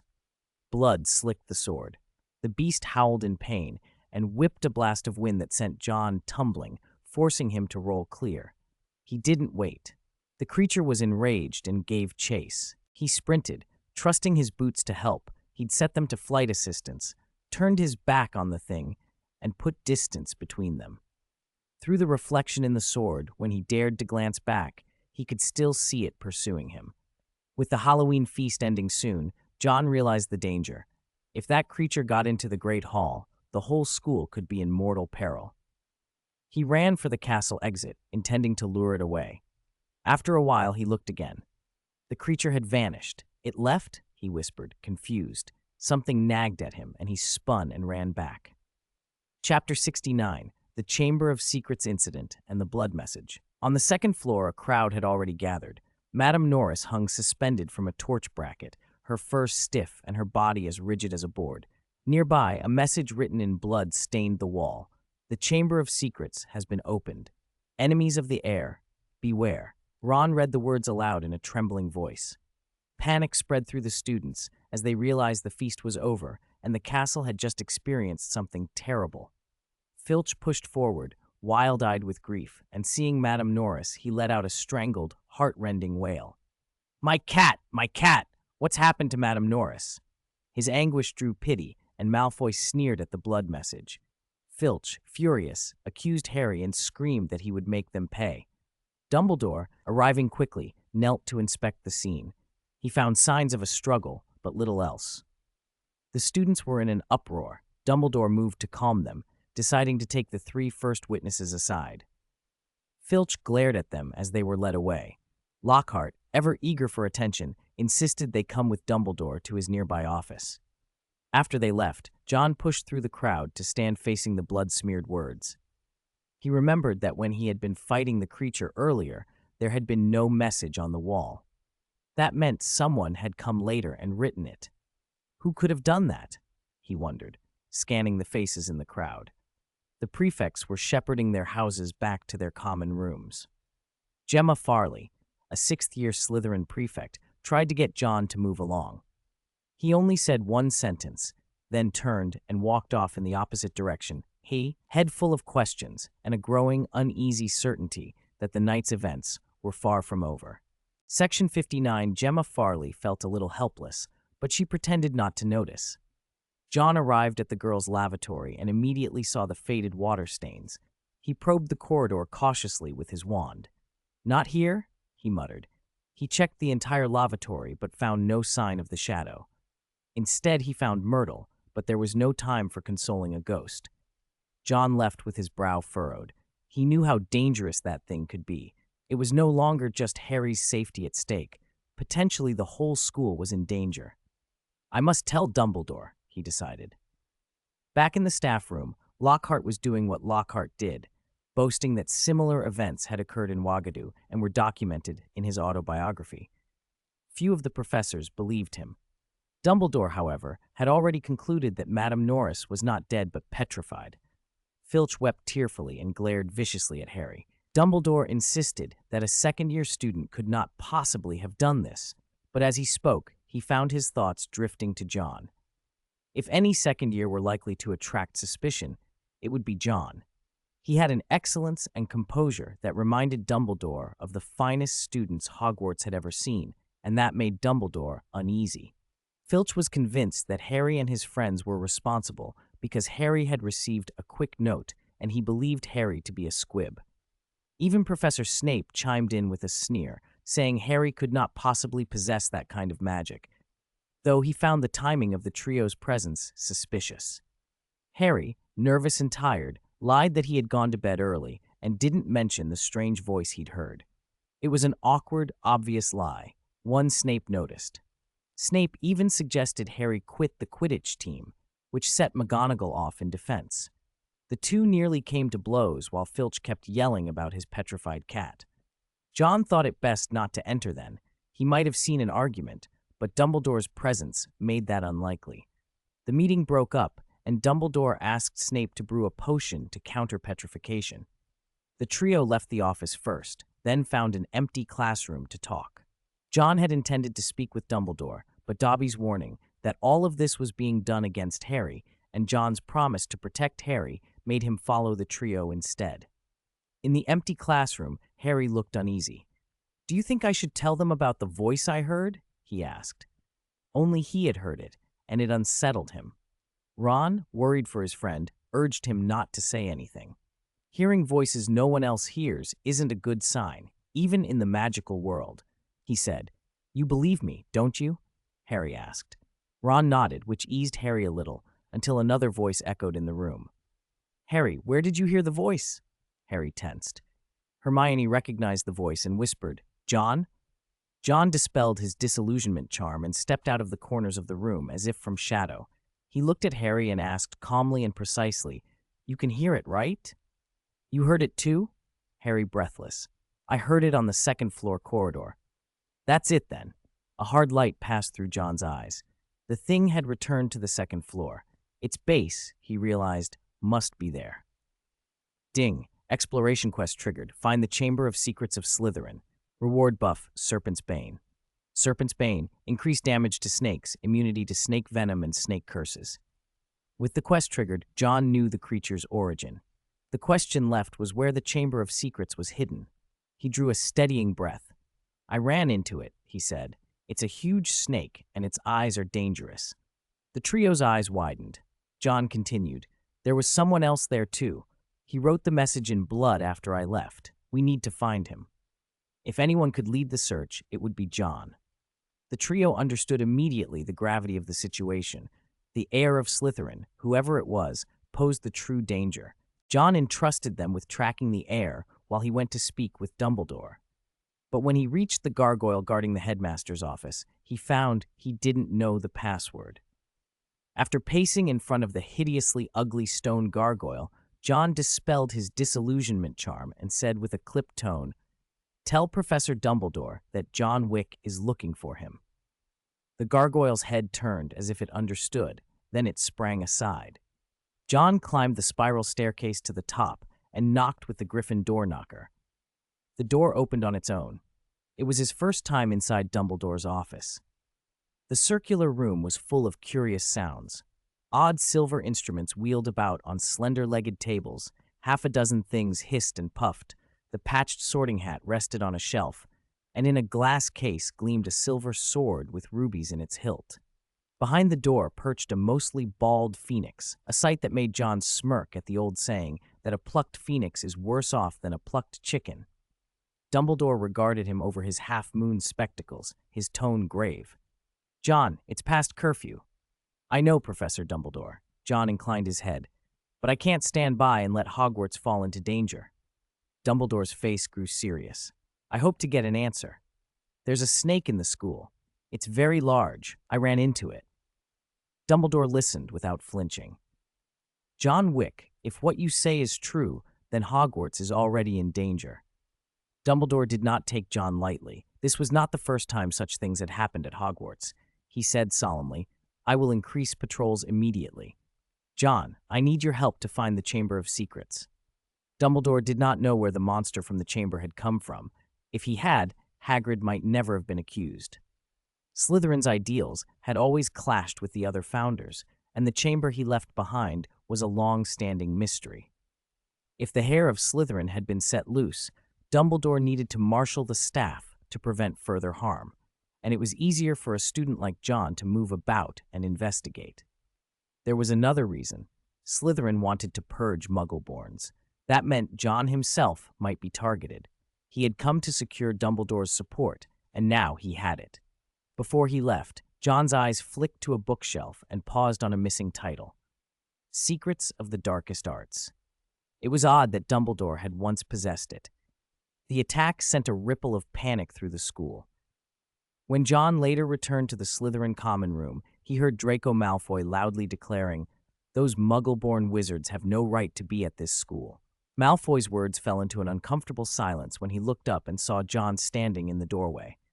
John," he stammered. Malfoy visibly broke out in a cold sweat. It had slipped his mind that John was one of the Muggle-born students. John walked in without expression. The Slytherin students made way. Many avoided meeting his eyes. John's voice was calm and even. "Muggle-borns don't deserve to be in school? Is that what you think?" "John, we didn't mean—" Daphne started to protest, but John raised a hand to stop her. "I know some of you have been exposed to extreme pureblood ideas," he said. "It doesn't matter. I'll give you a chance to show me this supposed superiority of purebloods." Some students frowned. Others looked offended. John didn't care. He wanted the gossip and the slurs to stop. "I expect to see all of you in Defense Against the Dark Arts tomorrow." He was, in effect, declaring war on Slytherin single-handedly. Even the older students thought he was mad. But John was not acting on impulse. He left the common room under a wall of stairs and went back to the dormitory. Daphne marched up to Malfoy, poking him in the chest. "John's angry, Malfoy," she hissed. Malfoy's face had lost some of its smugness. He prided himself on his pureblood rhetoric, but he had not expected it to become a matter of open confrontation. The rumor that John Wick had declared war on Slytherin spread fast. The reaction across all four houses was the same. They thought he'd lost his mind. The next morning, Harry found Ron and Hermione almost instantly. Ron gaped. "Is John mad? He's going to take on all of Slytherin." "We have to help him," Hermione said, before they could change her mind. Harry and Ron agreed, and the three of them made their way to the Defense Against the Dark Arts classroom. The place was already packed. The Weasley twins had set up a betting pool and were taking wagers. "Aren't you afraid John will lose?" Harry asked, puzzled by the odds the twins were offering. George shrugged. "He's John Wick. He killed a troll in his first year," Fred added, "and he beat Professor Quirrell." "But that's Slytherin," Ron protested. "He's facing the whole house." The twins just grinned, unconcerned. Inside, a long raised platform had been set up. Lockhart looked it over with something like professional envy, while Professor Flitwick, the dueling champion, had been recruited to referee. Percy and the other prefects kept order. Oliver Wood, mercifully excused from Quidditch practice for once, stood watching. The classroom was so full that there was almost no room to move. John stood on the platform in a loose robe, an ornate badge pinned to his chest. Even standing there, he seemed to draw the light toward him. He walked casually along the platform and touched the badge on his chest in a small, formal gesture. "It's an honor to have you all here in this ridiculous and tragic arena," he began, his voice steady.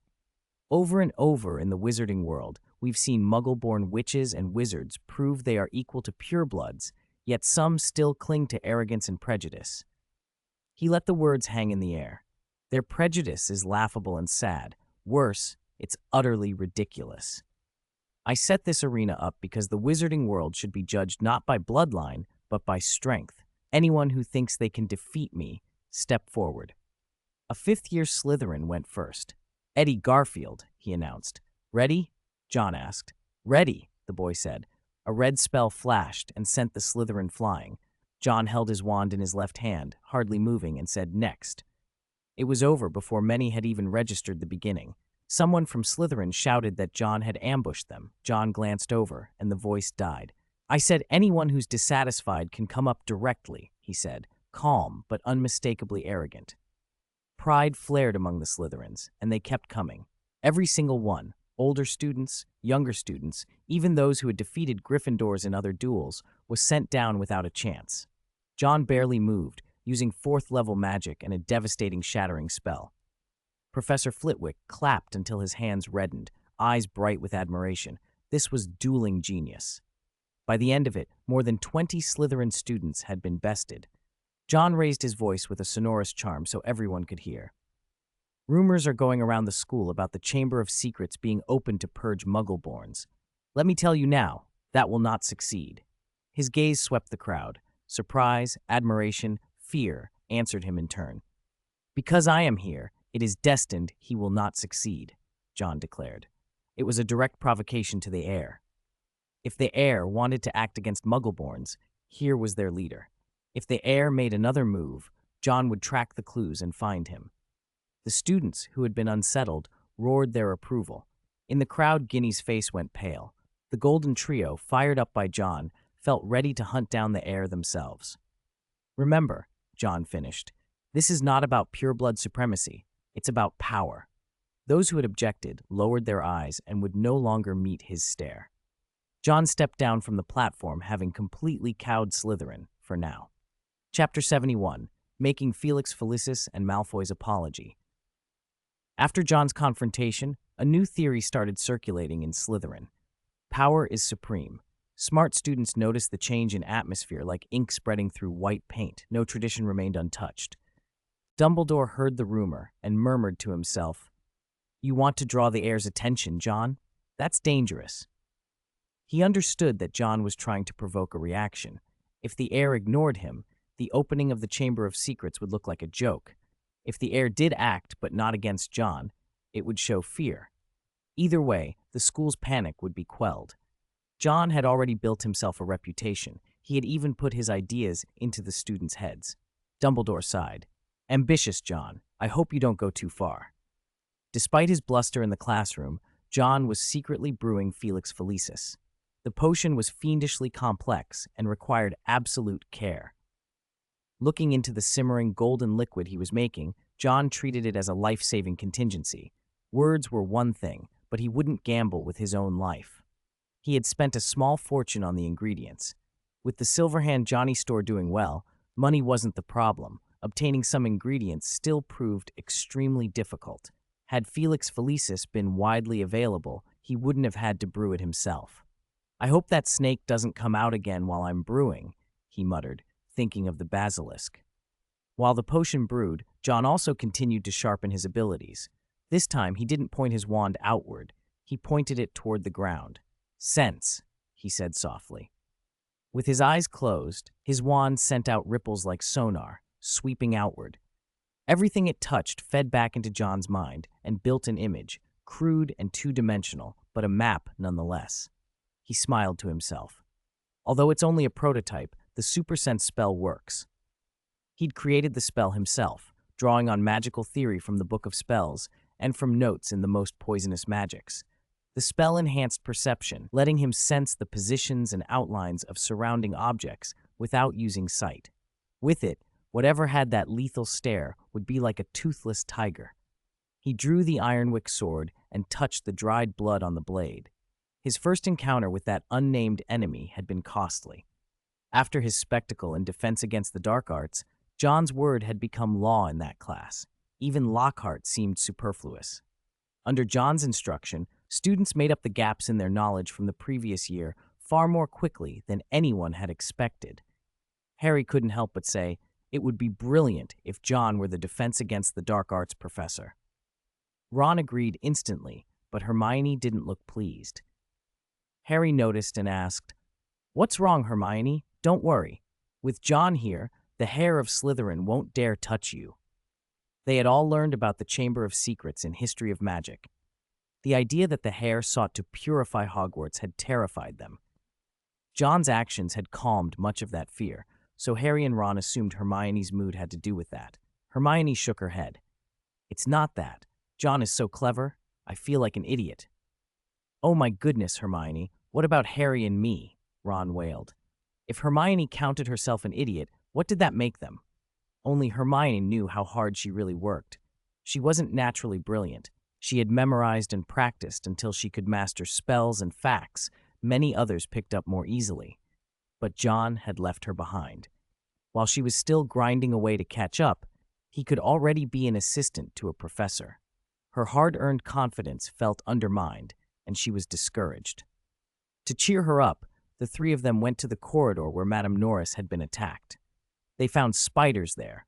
Ron's fear of them made Hermione laugh, which helped. They began to suspect purebloods again. The first name to come up was Malfoy. When they went into the girls' lavatory, Moaning Myrtle floated there as usual. "We just wanted to ask if you'd seen anything odd lately," Hermione began.